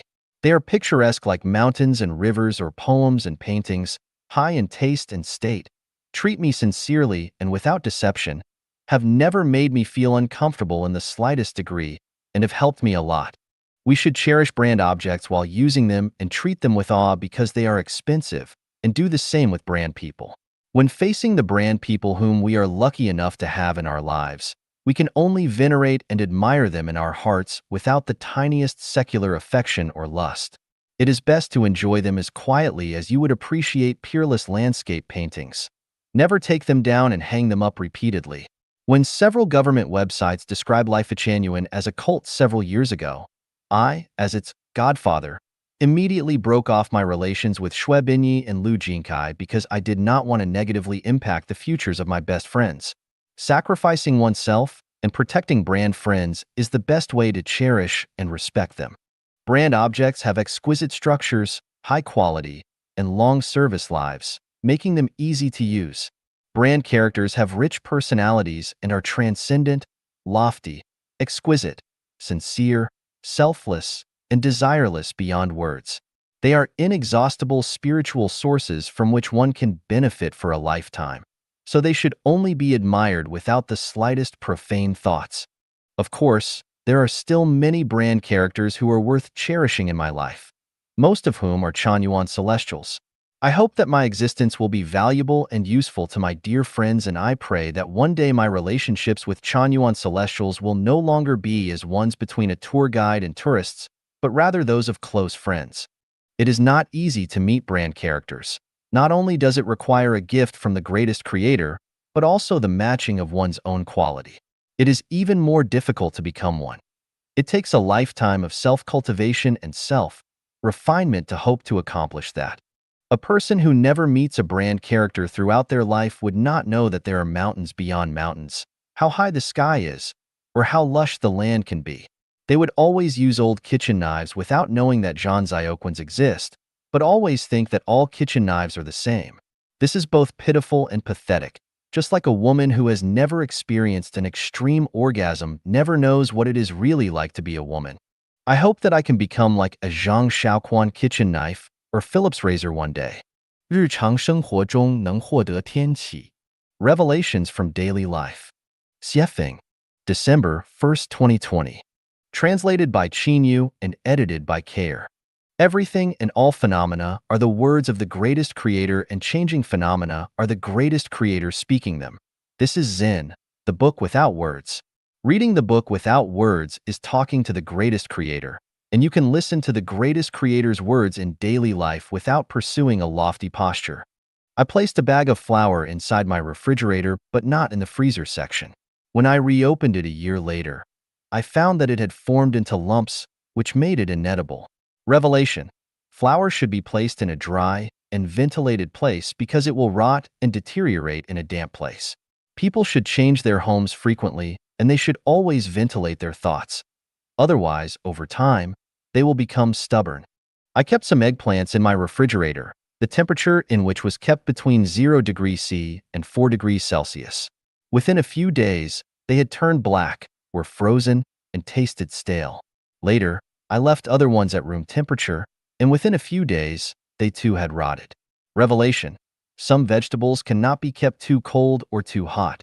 Some people cannot be loved or hated. If you do not take a bath or change your clothes for a month, lice will appear. Revelation: as long as the conditions are right, species will find them. Viruses appear in the same way. So if humans do not adopt new ideas and new ways of living often, viruses will arrive. The coronavirus is telling people that they must think and live differently. Revelation: people who do not learn to perceive and accept new ideas and new lives often will invite parasitic thoughts to grow in their minds. When boiling mung beans, you will always encounter iron beans. Their shapes and colors are exactly the same as those of mung beans, but no matter how you cook them, they do not soften. In fact, the more you cook them, the harder they become. Revelation: within groups of people, there will always be some special ones such as saints and rogue thieves who are born thusly and will not change. It is very cold here in the winter, so our window glasses are double layered and there are empty, insulating layers between them. In this way, the cold is blocked out. Revelation: worries are cold. With 2 layers of selflessness, we can keep our worries out. I bought a water bamboo shoot 2 years ago and placed it in a glass vase and changed the water from time to time, but other than that, I never gave it any nutrient fertilizer. I would sometimes forget to change the water, and sometimes there was only a little bit of water left in the vase, but the bamboo has still been growing well. Revelation: in crowds, some people are like water bamboos. You do not need to establish special relationships with them, and you do not need to give them special care, but they will be happy as long as you smile at them or say hello to them occasionally. They need very little encouragement in order to maintain intimate relationships with you. They are the most content and sincere water bamboo-like people among us. My neighbor moved out of his old house and wanted to store a bunch of his stuff in my place for a while and stay with me for a few days. I said sure, I would love to have him. I told him that he could live with me until he found his new home, that he could stay with me for the whole winter, and that I wanted nothing in return. I even told him that he could treat my home as his own. Was I being extraordinarily generous? In fact, it was not that I was being generous, but because he had been helping me for the past several years. Every winter, this neighbor had driven his snowplow to shovel snow for me, and he never charged me anything, so my door was open to him. Revelation: if you want others to open their doors to you, and if you want to be welcomed warmly, then you need to accumulate merits in advance. If you have merits, then the door will open to you. But if there are none, then the door will be closed. The same is true for heaven. If you have merits there, then you will be welcome. But if you do not, then you will not be. Last year, I bought 2 red leaf trees from a nursery in Vancouver and grew them in flower pots. They grew very well in the summer. One day, one of them blew over in the wind, but I had not noticed it until a few hours later, so I picked it up and replanted the baby tree, but sadly it died soon after. A few days ago, I accidentally overturned some crab cactus pots on a table and poured out the soil, so I hurriedly replanted it. As a result, its growth was unaffected, and it even came into full bloom a few days later. Revelation: people are like plants. Sometimes, once you offend some, it is difficult to restore a good relationship with them, while if you offend others, it will not affect your good relationship with them at all. 天气越优秀者越美满. Revelation: the more excellent, the happier. Xiefeng, December 4th, 2020. Translated by Qin Yu and edited by Kair. This year, One of my friends sent me 12 large peaches from Vancouver. The color of them were gorgeous. They tasted tender, crisp, and sweet. They were big and fragrant, and except for some that I had eaten as a child, I had not enjoyed such big and fragrant ones in many decades. Later, I bought several kinds of peaches from a local supermarket, but in terms of size, color, and sweetness, they could not compare with those big peaches from my friend. To satisfy my guests, I always serve a plate of fruit for breakfast. Grapes are a standing item, so I serve them every day of the year. In addition to ones grown locally in Canada, there are also grapes imported from the United States and Mexico. Since I buy and eat grapes often, I discovered their secret. The bigger the grape, the sweeter and more fragrant, the more delicious, fewer seeds, and less residue they have, and of course, the more expensive they will be. From the above revelations of peaches and grapes, I have found that for all things, including lives, the more excellent that they are in some ways, the better they will be in many ways. This revelation even applies to people. The more excellent that people are, the easier it becomes to deal with them. The less trouble they bring to others, the more reasonable they are, the more flexible and accommodating they are in dealing with affairs, the more they give and dedicate, the less they ask for, the more humble, positive, and optimistic they are, and the better the quality of their lives are. The more excellent that people are, the better one feels about getting along with them. On the other hand, the better that people can get along with them, the more excellent they are. A further enlightenment is that only the excellent can create beautiful environments and lives. Perfection creates perfection, but flaws create defects. From this revelation, we can understand that if a region or country is poor and backward, then too few outstanding people must reside within it. But if it is prosperous and its people live and work in peace, then many outstanding people must live within it. By the way, if someone always brings hope, beauty, happiness, and joy to people, and excites and makes them ecstatic, then this person must be excellent and is a big fairy peach or a big, sweet, fragrant, and colorful grape.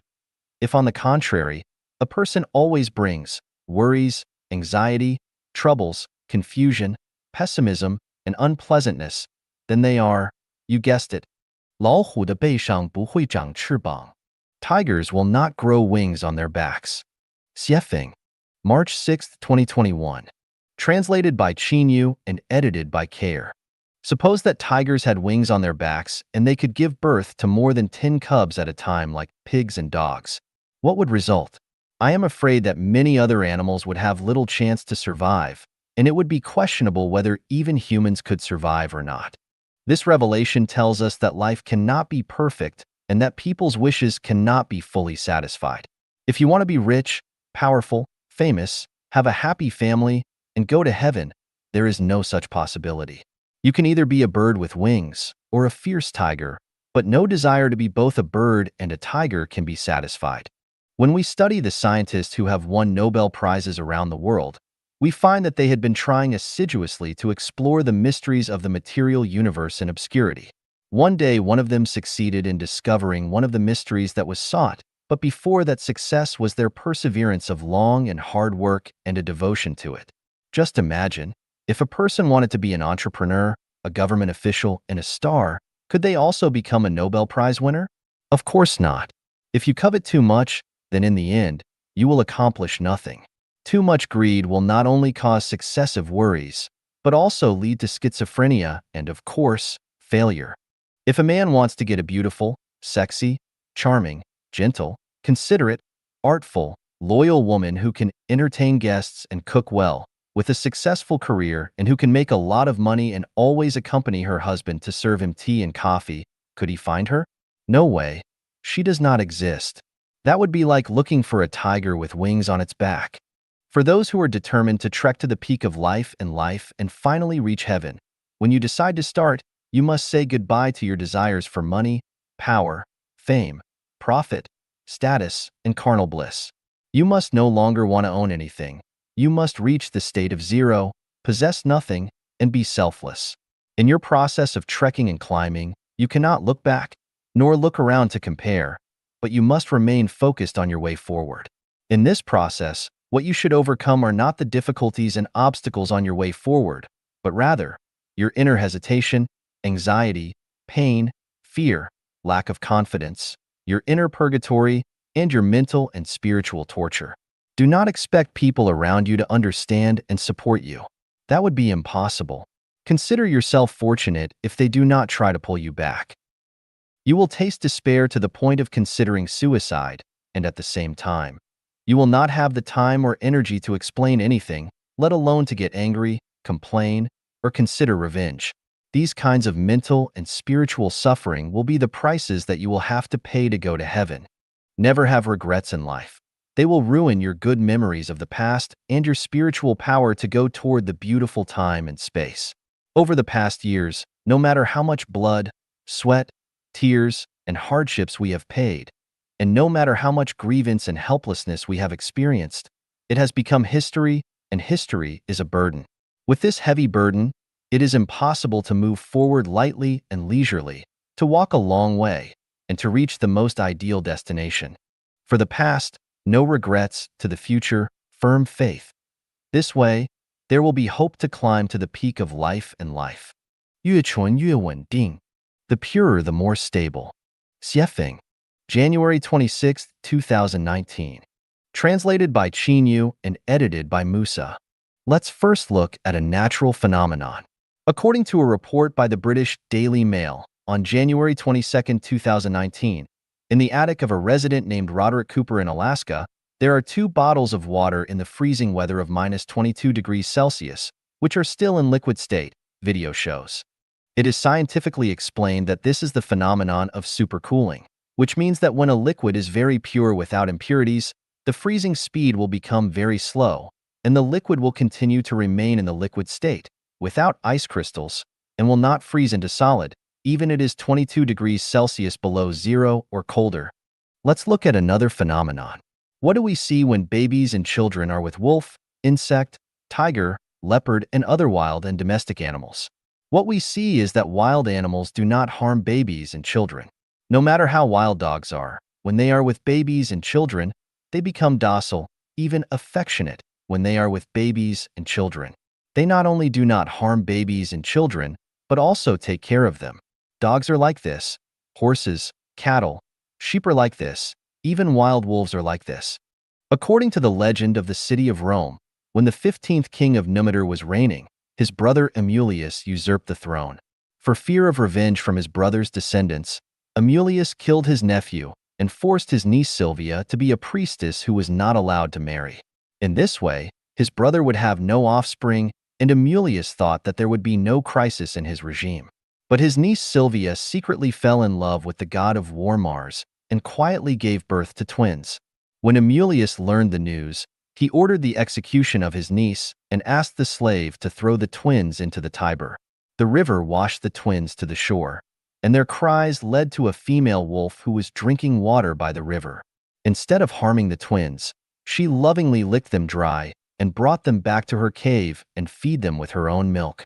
In 1920, in a small town called Midnapal in the northeast of Kolkata, India, people found 2 human-like monsters walking on all fours trailing behind 3 big wolves. The 2 human-like monsters turned out to be 2 naked girls. It was later confirmed that the 2 girls were raised by wolves since childhood.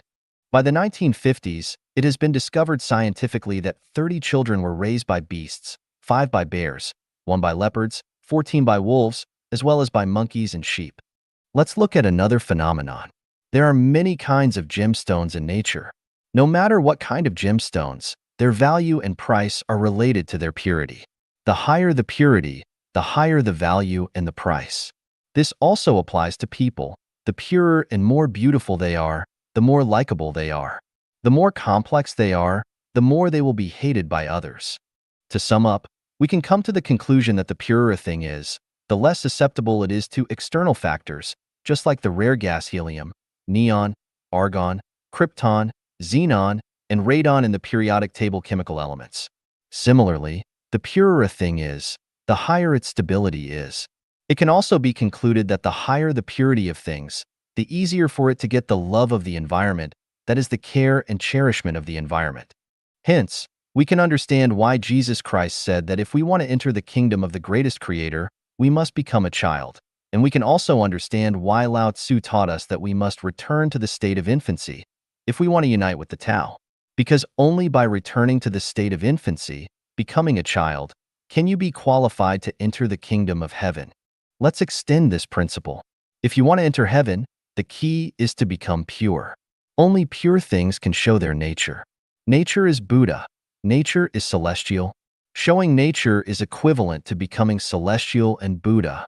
Celestial and Buddha will definitely enter heaven. Babies and children are very pure, and what they expose are completely nature. So even a ferocious wolf will not hurt them but will love them. Therefore, whether one can enter heaven or not has nothing to do with learning, knowledge, and wisdom. How many classic books you have learned. It has nothing to do with religion, how many good deeds you have done, how much truth you have understood and spread. It has nothing to do with kowtowing, burning incense, or making pilgrimage. The key is whether a life is pure. In this way, the content of self-cultivation and self-refinement is very simple. What we need to do is to let ourselves become pure, return to the state of infancy. So, we know that the more complicated people are, the farther away they are from heaven. The purer, the more stable. Is it a universal law? Let's analyze it. Most people will have friends. At the beginning, the friendship is very pure, so they can maintain a friendly relationship. But gradually, the friendly relationship cannot be maintained. Why? The reason is that the friendship is becoming more and more impure. If interests are added to friendship, the friendship will become complicated and impure, so it can no longer be maintained. Many people set up companies and business. At the beginning, the company developed smoothly, but as time passed, the company began to decline and close. What is the reason? The reason is that the company has become impure. Some companies began to marry politics. Some companies began to get involved in the real estate business. Some companies began to get involved in the stock market. Some industrial companies became interested in the cultural field. And some companies that only provided food began to engage in business of restaurants, breeding, and planting. Although they are consistent with the content of providing food, their scope of business is different after all, so they will eventually decline. Let's look at the social fields. Romania, Yugoslavia, the Soviet Union, Venezuela, Vietnam, and China all are socialism. The result is they all have almost collapsed. China's socialism is also on the verge of collapse. The reason is that none of them is pure. Socialism is socialism. If you mix it with the market, family and party interest and corruption, it will surely collapse. Pro-socialism is definitely superior to capitalism, but if you make the socialism rather impure, how can it be better than capitalism? Collapse is inevitable because it violates the rule of the purer, the more stable. Flies always find the cracked eggs. Why? Because if there is no crack on the egg, it can keep relatively pure, so flies won't bite it.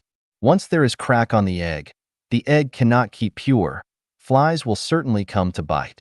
In the process of founding Life Genuine, I found out that people with more complex thoughts are more likely to be disturbed by external factors and gradually leave, while those with simpler thoughts are more likely to remain. This fact also proves the rule that the purer, the more stable. Thus, we can get another conclusion. For a person, the more knowledgeable, the more complex the thinking, the greater the ability, the more mindful and smarter, the more experienced, the more deeply involved in society, the more flexible, the more he is unreliable, because he or she violates the rule of the purer, the more stable. He might vow to you today and part ways with you tomorrow. Thus we can get one more conclusion that the more complex one is, the most silly and stupid the person is in the world. 小变渐渐发，大变瞬间生，天启篇之三. The small changes gradually occur, while the big changes happen in an instant. Xiefeng. Translation edited by Jiejing. The setting sun cast a magnificent crimson hue over the plateau. Amidst the rolling yellow dust, shepherds herded their flocks back home, and wisps of cooking smoke rose from the rooftops in the village. The sound of human voices, barking dogs, and bleating sheep created a picturesque scene of early spring pastoral return. Suddenly, the earth trembled.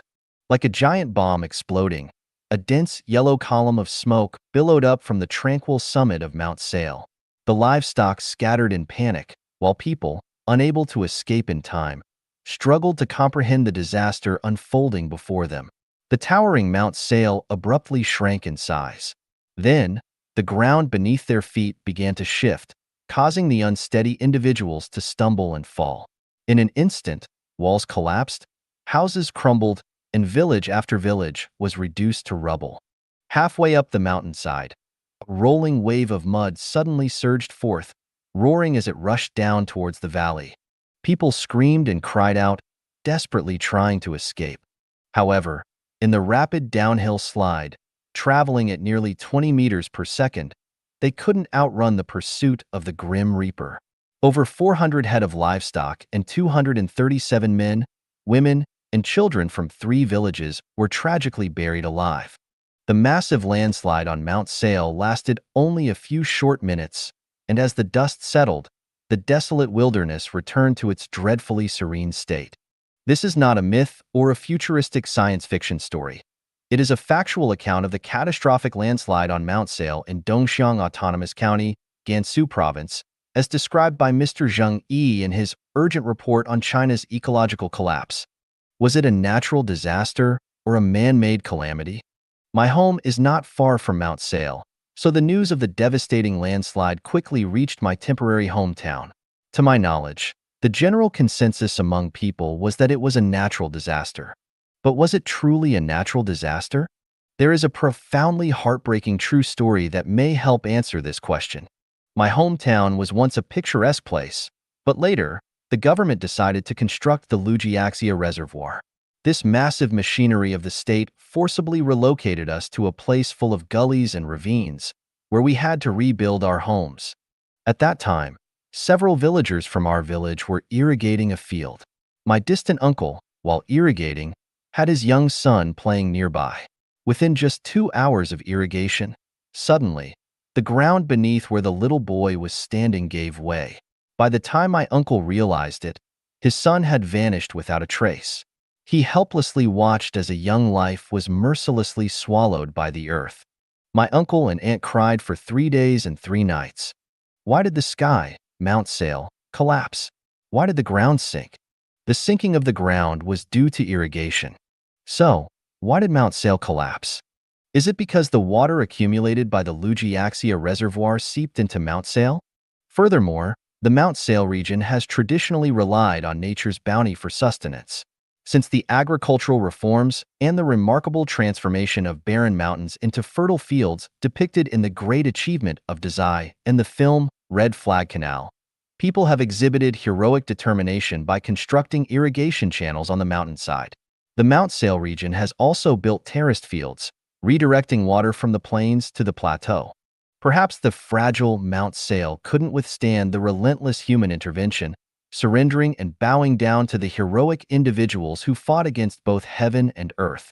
Otherwise, why would such a tall mountain collapse? The collapse and landslide of Mount Sail were monumental changes, and significant transformations occur in an instant. This is what we call a big change that happens in an instant.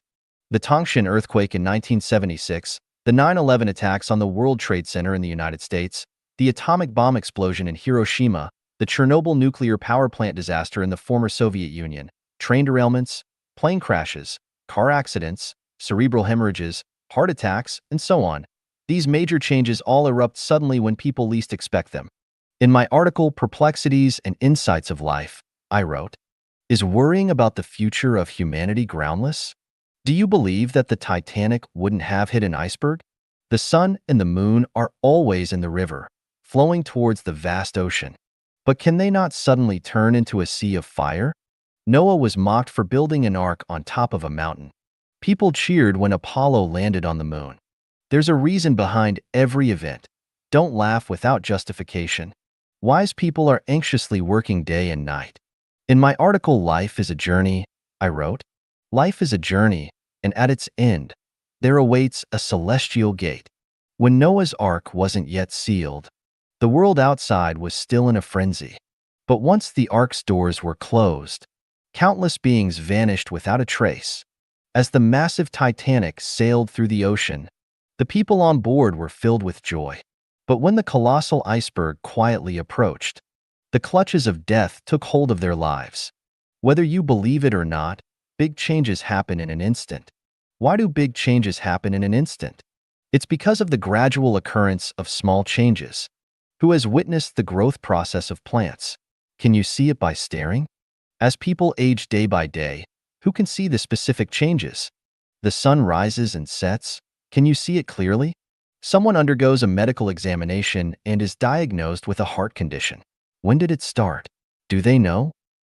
Small changes gradually occur, leading to big changes happening in an instant. Do you have any further questions? 万物皆有声，天启篇之五. Everything has a sound. 写法. As long as there is movement, vibrations will occur. With vibrations, waves are produced. And with waves, sound is generated. All moving machines make sounds. All living animals produce sounds. All growing plants have sounds.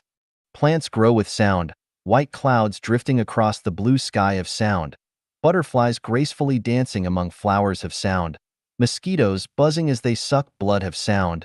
And the movement of the intestines has sound. Flowing water has sound, and even seemingly still mountains, rocks, and the earth itself have sound. This is because they are not only moving with the Earth's rotation and its revolution around the sun, but also because the molecules within them are in motion. Any frequency of oscillation produces sound. The crashing waves of the sea have sound. Animals running and walking on the earth have sound. Birds flying in the sky have sound, and signals emitted by television stations, radio stations, communication towers, including the signals from our mobile phones, have sound. All light has sound, not only the radiant waves of the sun, but also the faint glow emitted by a lit candle has sound. The flowing underground springs have sound, blood flowing through our veins has sound, and the upward flow of nutrients within the branches of ancient trees that have lived for 100 years also has sound. The brain has brainwaves, the heart has an electrocardiogram, and our mental activities, thinking consciousness have sound. The universe has sound, empty space has sound, positive objects have sound, and negative objects have sound. The greatest creator who created everything in the universe has sound. 难破难解的36道八卦阵，天启篇之一. The 36 8 trigrams formation which are hard to conquer. 写法. Translation edited by Jiejing. It was the summer of 1983 when I was working on the Chilean mountains at an altitude of nearly 4,000 meters. One morning, as I emerged from my tent, I suddenly noticed that the surrounding mountains and fields had donned a green attire overnight. How could the previously desolate earth, which was yellowish just yesterday, transform into a vibrant green overnight? Bending down, I carefully observed and discovered that the grass, which seemed to have been sleeping with its head covered yesterday, appeared to have responded to the call of some divine force.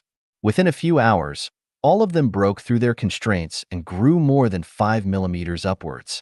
What amazed me even more was that a few days later, the wildflowers bloomed all over the mountains and fields. What astonished me further was that after a few more days, those flowers bore fruit. What left me in awe was that, within a few days, those fruits had already ripened. What startled me the most was that, after a few more days, the lush green mountains and fields reverted back to a desolate yellow. Everything seemed like a dream.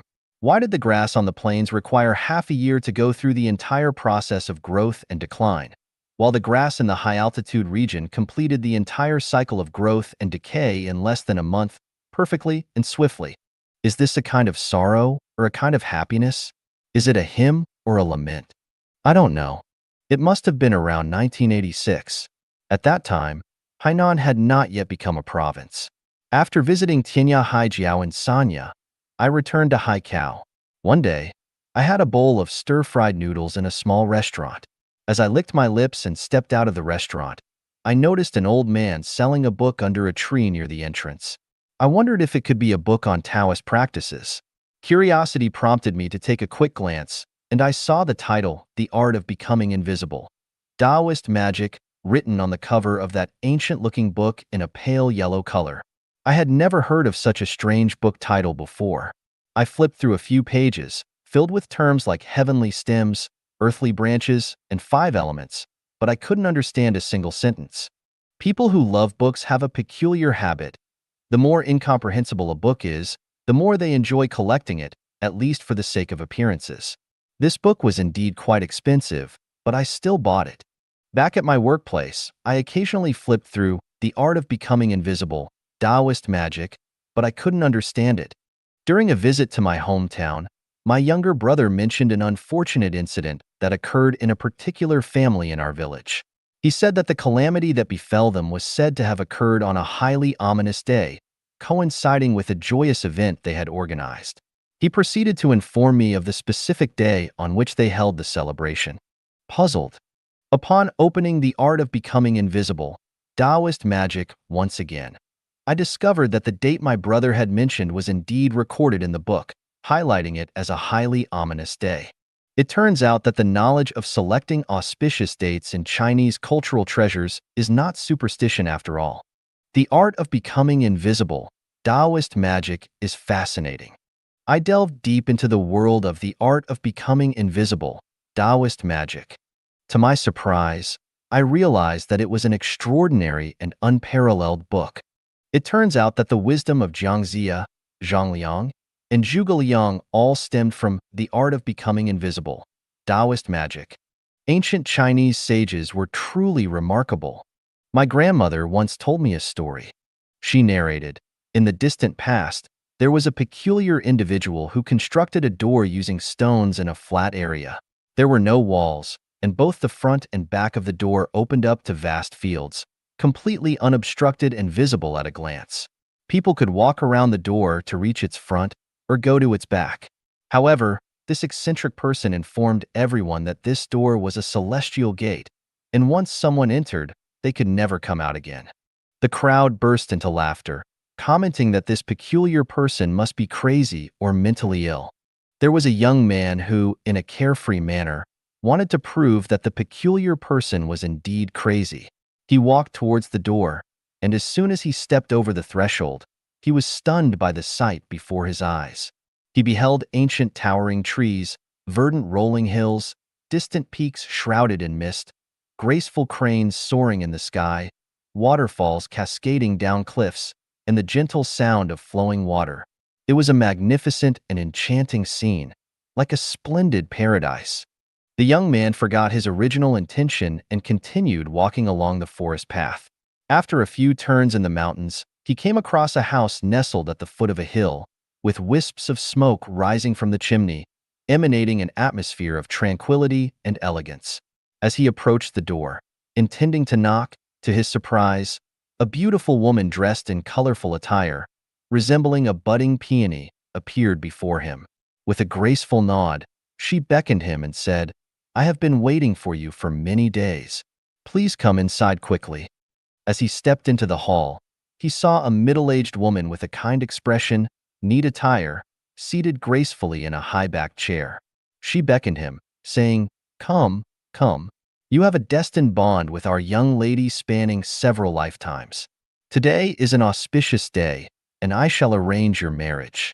The story continues with a joyous wedding night, filled with candlelight and bliss. They went on to have children, and it is said that they had a total of 5 sons and 5 daughters. The whole family lived happily together, and this young man lived until the age of 99 before peacefully passing away as an immortal. As for the onlookers outside the stone door, they witnessed the young man entering the door, but he suddenly vanished without a trace. They searched frantically, running here and there, but they couldn't find him. In the end, they demanded that the peculiar person remove the magic and return the young man to them. The peculiar person said, "Be patient. Be patient. Wait for another 6 hours, and you will see him." After less than an hour, the eagerly awaiting crowd saw the young man, who was still unconscious. Just as they were about to inquire about what had happened to the peculiar person, they realized that both the peculiar person and the stone door had disappeared without a trace. It was then that the people realized they had encountered an immortal. My grandmother continued to speak to me, saying, "Silly boy, if you contemplate the mysteries of the heavens and earth, profound truths may one day become clear to you. Do you want to become that young man?"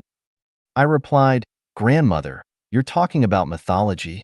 We are now studying science. and mythological stories are made up by people. How can I become that young man? Grandmother responded with, I don't understand science. Let everything be determined by fate. Later, when I read The Story of the Magic Mirror, the scenes of the White Flower Fairy descending to the mortal world and the children of Luo Binwang and Su Jingya breaking the Yu-Water Formation, Fireless Formation, Ba Knife Formation, and Kai Bei Formation, I couldn't help but recall my grandmother's stories and reflect on the process of growth and decay I had personally witnessed in the grass on the Chilean mountains. It was then that I realized the boundless mysteries that exist in the universe. I have just realized that the magic of the art of becoming invisible, Taoist magic, lies in its ability to create and break formations. I have just realized that the greatest creator has laid out 36 8-diagram arrays in the universe. I have just realized that we humans exist within one of the greatest creator's formations. Who can decipher the greatest creator's formation? Who can unravel the secrets like Xie Sun did with the dragon-slaying saber? It all depends on our destiny. 联想思维天启篇之75 Associative thinking. Xiefeng. Translation edited by Jiejing. Being able to grasp a particular phenomenon in the natural world, and then through that phenomenon, draw analogies, make inferences, and establish connections with other related factors is called associative thinking. The most typical example of associative thinking is Newton, Apple, universal gravitation. Newton, observing the common natural phenomenon of an apple falling to the ground, associated it with gravity. From gravity, he made connections to factors such as mass, velocity, and spatial distance, and subsequently derived the three laws of motion. This is an example of associative thinking. The phenomenon of swirling water in a bathtub drain can be associated with the direction of Earth's magnetic field lines. The spiraling ascent of a bean vine can be associated with the direction of celestial bodies' movement. The natural phenomenon of wood floating and iron sinking on the water surface can be associated with buoyancy and the shipbuilding industry. The discontinuity observed in certain events can be associated with quantum mechanics. The concepts of motion, mass, and gravity can be associated with the curvature of space-time. The role of consciousness can be associated with the holographic nature of the universe, and so on. All of these examples fall under the category of associative thinking. A qualified detective can deduce the character traits, motives, and whereabouts of the parties involved from the smallest clues. A qualified forensic expert can infer the physical characteristics, facial expressions, and even the appearance and attire of the perpetrator from the victim's injuries and facial expressions. A qualified traditional Chinese medicine practitioner can identify internal organ disorders based on a patient's complexion. A qualified fortune teller, based on a person's facial features, can make predictions about their past actions, future fortunes, and misfortunes. A qualified feng shui master can assess the quality of a person's living environment based on their handwriting and habitual movements. A qualified politician can anticipate a dynasty's transition and the arrival of a new era based on common psychological and behavioral patterns among people. A qualified economist can predict stock market fluctuations, the future economic development of a company or a nation based on specific events. A qualified sociologist can associate the prevalence of prostitution, drug use, and organized crime with the loss of a nation's belief systems and moral values. Even a fashion designer can envision future clothing trends based on popular colors and the pace of people's footsteps on the streets. Associative thinking possesses qualities of originality, inventiveness, novelty, and uniqueness. It is a divergent thinking process. Many people may appear to have associative thinking, but in reality, they are merely applying the associative knowledge of others or drawing from long-standing experiential summaries. For example, many farmers can relate the changing seasons to spring plowing, summer growth, autumn harvest, and winter storage. However, this is not the result of their own associative thinking but a reflection of their accumulated experiences in their conscious minds. Similarly, many individuals can associate joint pain with changes in weather, which is the effect of knowledge and experience rather than the result of associative thinking. Many businessmen make decisions on what goods to import or export based on regional differences, timing variations, and seasonal variations. Again, this is a result of experience, with few exceptions. When we look at the professions of engineers, technicians, experts, scholars, ordinary detectives, doctors, economists, and others, it may seem like their work relies on associative thinking. However, in reality, they are simply applying the knowledge or experience acquired from education or accumulated through their work. For instance, Newton's association of an apple falling to the ground with the concept of universal gravitation is a result of associative thinking. But if a college student claims to associate traditional Chinese medicine practitioners, fortune tellers, feng shui masters, exceptional politicians, military strategists, and engineers or technicians who can develop new products to some extent, the individuals who primarily drive the slow progression of human civilization are those who possess the ability of associative thinking. Without them, the civilized society we have today would not exist. Materialistic thinking is rigid thinking, while associative thinking is divergent thinking. It breaks free from the rigidity of materialistic thinking and surpasses the imitation and copying of image thinking. It directly extends its tentacles into unknown territories, leading to new discoveries and inventions and finding new pathways. However, associative thinking still falls far short of truly grasping the profound mysteries of the universe. I can see this point from the thinking of great scientists such as Newton, Einstein, Planck, Hawking, and others. I also see it in the efforts of scientists attempting to establish a unified field theory of the universe. For the entire human race, I hope to see a significant emergence of individuals with associative thinking abilities.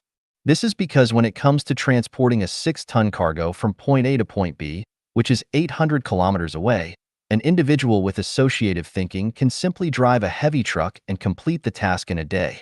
On the other hand, if we rely on individuals with material thinking, even if each person can carry 50 kilograms and walk 100 kilometers a day, it will still require 120 people and 8 days to accomplish the task. This approach would be wasteful, laborious, and inefficient. As for individuals with image thinking, they simply cannot achieve this task. From an artistic perspective, image thinking may be greater than material thinking.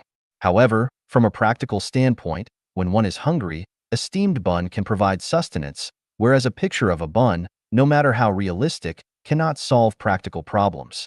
For Life Genuine members, I hope that everyone does not limit their thinking to associative thinking because associative thinking is still a lower-level form of thinking. It's like the situation where information needs to be exchanged between the two shores of the Atlantic Ocean. Materialistic thinkers would build ships and send people across, imagery-based thinkers would lay undersea cables, and associative thinkers would use radio waves. However, our approach is 静处无灾殃, 闹处有祸患以天启偏之期. Quiet places are free from misfortune, but places of excitement may breed disaster. Xiefeng. Translation edited by Jiejing. My kitchen at home is 20 square meters. Occasionally, I would see a few light red ants here and there. On the floor, by the sink, on the countertop, or hurriedly searching for food on the cupboard. Since their numbers were small, my partner and I never paid them much attention, allowing them to roam freely and do as they pleased. Later on, we noticed that their numbers kept increasing. Sometimes, we would see more than 10 of them scurrying around, so we had no choice but to take appropriate measures to remove them.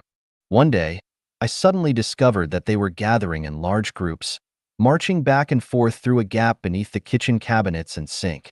Curiously, I opened one of the cabinets and to my surprise, there were nearly 1,000 ants crawling inside a box of rock sugar, which a friend had brought from my home country a few days ago. This was unacceptable, so I fetched a can of insecticide called Super Kill EM and sprayed it along their trail, covering their entry and exit points with a substantial amount of the spray. In less than 10 minutes, the ant colony was completely wiped out. After that, I didn't see a single ant for the next 2 weeks. This incident illustrates that nothing should not be allowed to develop excessively, nor should it reside in a place that is not its own territory. Otherwise, there will be a catastrophic outcome. It also highlights the fact that one should not rush into things or join the crowd without careful consideration, as there may be hidden dangers in chaotic situations. Think about the rabbits and cacti that once proliferated uncontrollably in Australia, the kudzu vines that spread extensively in a certain state in the United States, the overpopulation of elephants in Zimbabwe, and the sparrows that covered the mountains in China during the 1950s. All of them encountered disasters as a result. Let's take a look at China's trade with Russia in the 1980s. Initially, it was smooth and unimpeded, then it prospered and flourished, but eventually it faded away. The main reason behind this was that things got too lively. The Great Leap Forward was very lively, the race to surpass the UK and the US was very lively, the Cultural Revolution was very lively, the nationwide practice of Qigong was very lively, the sit-in demonstrations at Tiananmen Square were very lively, venturing into business after the market reform was very lively, engaging in corruption and abuse of power was very lively, online commenting was very lively. There is a connection between two extremes, and when something reaches its extreme, there will be a backlash. Following trends and seeking excitement inevitably lead to disappointing outcomes. When university students choose their majors without considering the future rise and fall of professions 4 or 5 years later, blindly pursuing popular fields of study, they will face disappointment upon graduation. Similarly, if farmers only see the high value of peaches this year and everyone rushes to plant peach trees, when the planted peach trees bear fruit 3 years later, it will be a period of devaluation for peaches. Observing the prevalent trend in China today where many people exhaustively strive to strike it rich through primitive accumulation, alongside government officials eagerly leveraging their positions to amass wealth, it appears to be considered normal, a case of to gain without working. However, when this fervor reaches its peak, it signals the commencement of tragedy in many people's lives. In chaotic situations, there are hidden dangers, and wise individuals should avoid them. 贵者不清闲，天启篇之六. The noble rarely appear. Xiefeng.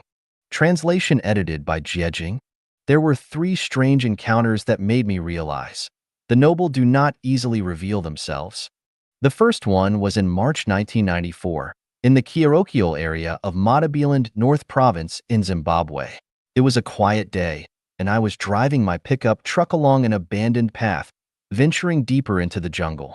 As I reached a small hill, I turned off the engine and was about to get out when I suddenly saw a white deer on the hill. It turned its head and looked at me for just a few seconds before swiftly disappearing into the forest.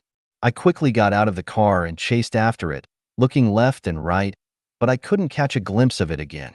I had asked the local villagers if there were any white deer in the area, and they replied, "Never seen one."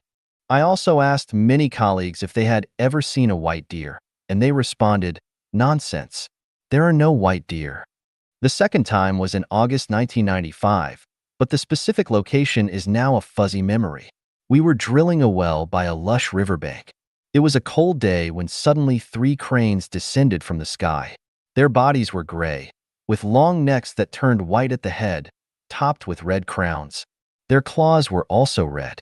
There were 2 larger cranes and 1 smaller crane. They landed about 30 meters away from us. I had seen this type of crane before in 1964 when I was herding sheep near the Yellow River. According to the elders, it is rare to encounter these cranes, and those who do are believed to have good luck and are likely to prosper financially. I have now seen 5 of them but still haven't struck it rich. At that time, there were 2 Zimbabwean people who witnessed these 3 cranes with me. I asked them, "Do you often see this type of crane?" They replied, "This is actually the first time we've seen this kind of crane." The third time was on a day in February 2003. The location was my residence at 46 Pendennis Road, Mount Pleasant, Harare. It was around 6 o'clock in the morning. Having lived in Harare for nearly 8 years, I often observed birds in the early morning. I visited 2 bird parks and had seen dozens of bird species. However, what excited me was that particular morning when I encountered a peculiar bird. It was slightly larger than a sparrow, with a green head, black body, and a red tail. What stood out the most was its tail, which was vividly red and measured approximately 25 centimeters in length. It perched among the treetops for only about 10 seconds before flying away. The white deer, cranes, and exotic bird. What do they signify? They signify that the noble do not easily reveal themselves. This leads me to think of the Emperor of Japan, who seldom appears in public because of their nobility. Diamonds are hard to find because they are precious. Reclusive hermits in the mountains do not easily emerge because of their nobility. Some households keep their extraordinary treasures hidden from the market because of their value. This leads me to the realization that anything that is esteemed, rare, and of infinite value is not easily found. This leads me to ponder how many rare and precious things are yet undiscovered in this universe, in this world. How many wise and enlightened sages and immortals are hidden, like dragons and tigers lying in wait. Truly, the mysteries are boundless. Wise ministers choose their lord, while virtuous birds select their tree for perching. Tigers do not descend upon plains, and horses do not venture deep into mountains. The phoenix does not land in a place devoid of treasures, and immortals do not associate with ordinary people. Blinded by a single leaf, one cannot see Mount Tai, and without destiny, it is difficult for a person to encounter extraordinary experiences. Indeed, the noble do not easily reveal themselves, and those who readily display themselves are not truly noble. 我奶奶到底是谁？我又是谁？天启偏之二。Who is my grandmother after all? And who am I? Xiefeng. Translation edited by Jiejing. If one contemplates the heavens and earth incessantly, profound principles will eventually become clear. Let's leave it to fate. These are two phrases that my grandmother often said when telling fairy tales. Contemplate the heavens and earth? How does one contemplate? Profound principles? What are these profound principles? Fate? What does fate mean? This ignorant and foolish grandson, why didn't I ask my grandmother about these questions in the first place? It wasn't until more than 20 years after her departure that I remembered to inquire about these matters.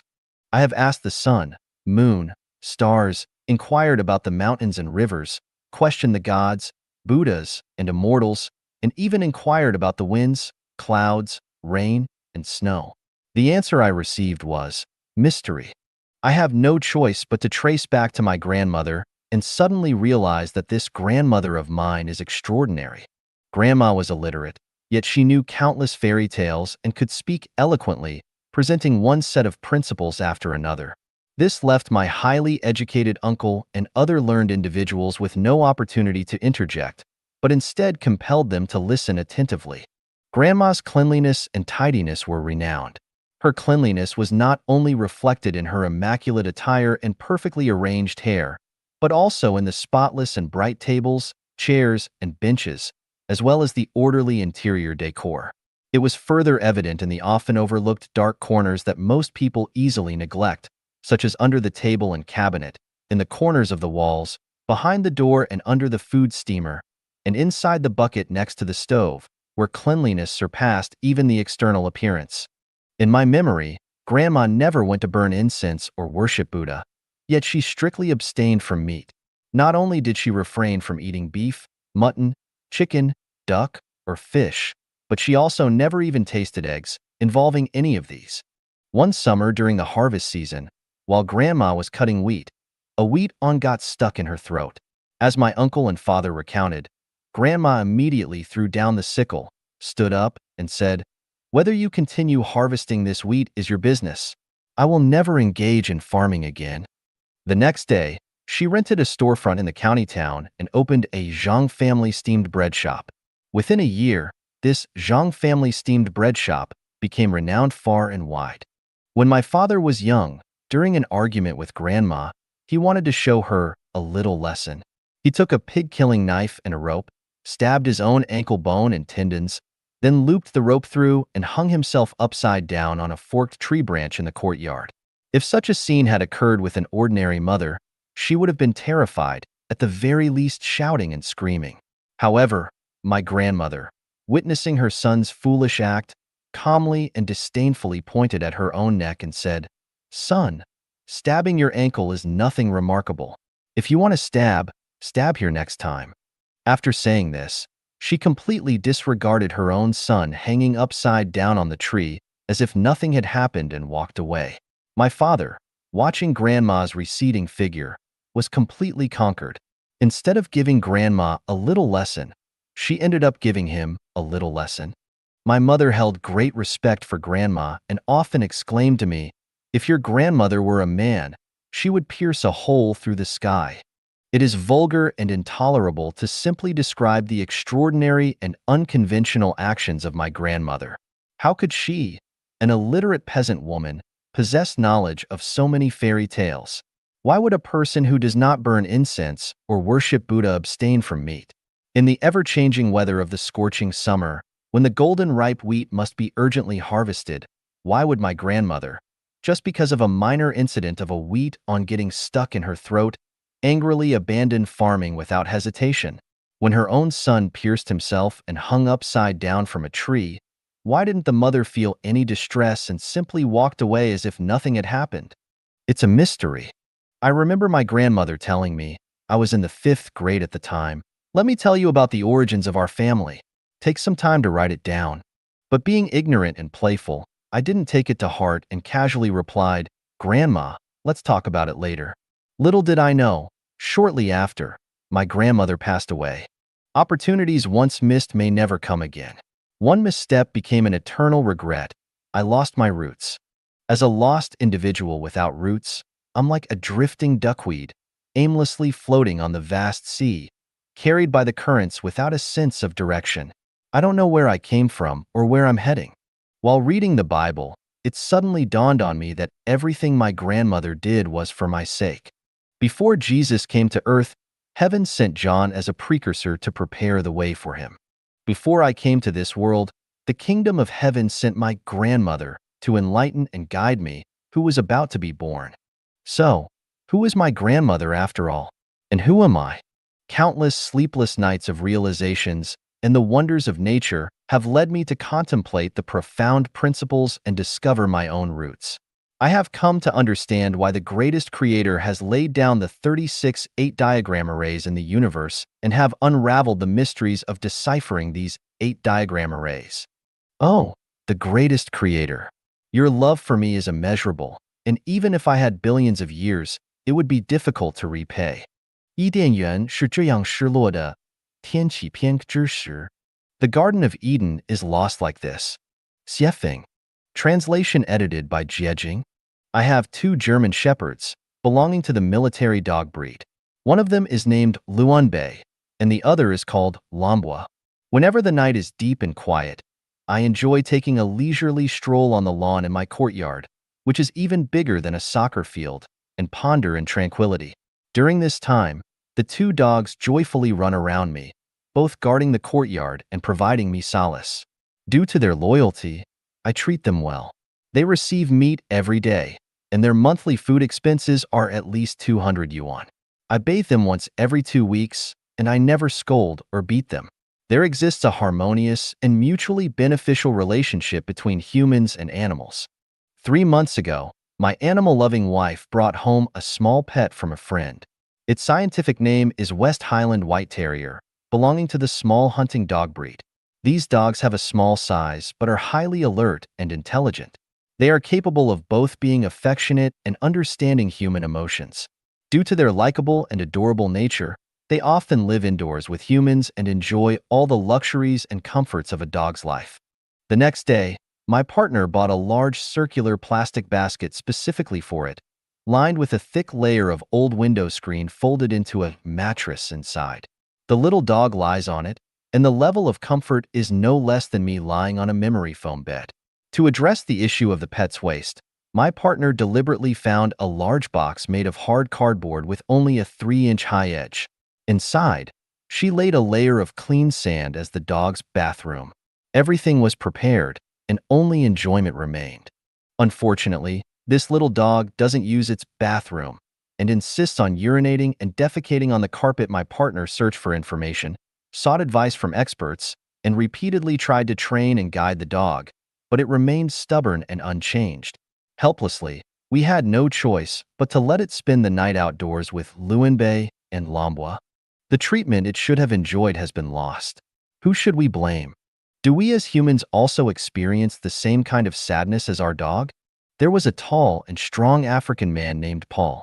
He, along with his spouse and 2 underage children, lived in a less than 10 square meter room made of old wooden boards, in a very pitiful condition. When I spoke with him, I discovered that he was psychologically and mentally stable. Moved by sympathy and compassion, I invited their entire family to live with me. I assigned Paul to manage the garden and clean the courtyard so that he could earn a wage through meaningful labor, enough to provide a relatively normal life for his whole family. A month passed, yet the weeds in the courtyard remained unattended, and the flowers continued to wilt. When I was at home, I often saw Paul squatting to weed, but as soon as I left, I discovered he had gone back to sleep.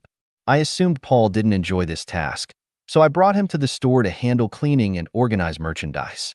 However, after a week, the dust accumulated, and the store appeared even more disorderly. What is the reason? Upon observing, I noticed Paul spent a considerable amount of time cleaning rags.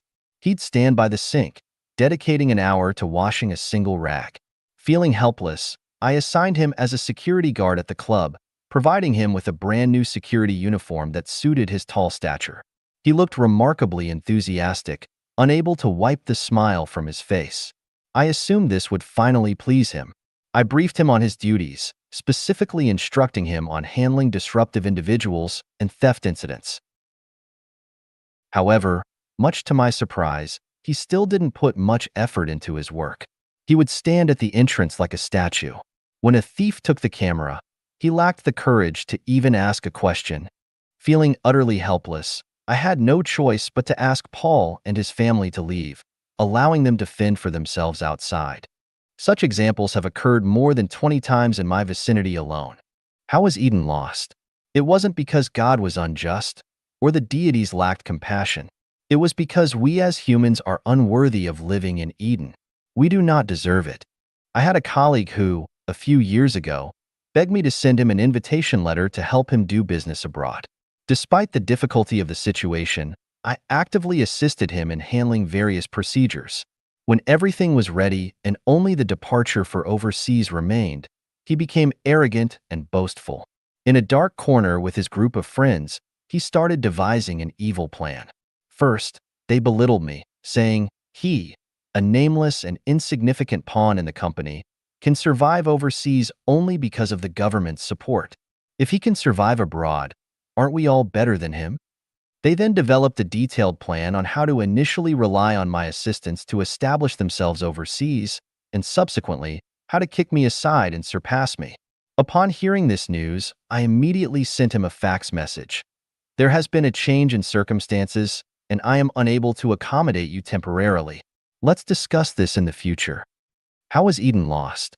The expulsion of Adam and Eve from Eden had special reasons, but one factor was their own actions, disobeying the rules and taking the forbidden fruit. When individuals face misfortune, the majority of people's initial reaction is to seek various reasons to absolve themselves. They can always find sufficient reasons to blame the heavens, the earth, society, and others, but they rarely look within themselves for the causes. When humanity as a whole faces misfortune, many people begin to blame the greatest creator, gods, and Buddhas, unwilling to look for reasons within human moral behavior. Alternatively, they may pray to the greatest creator, gods, and Buddhas, seeking salvation for humanity, yet they are reluctant to reflect on their own actions and make necessary changes for self-improvement. The old Eden has been lost, and the new Eden has long been established, with its gates open to everyone.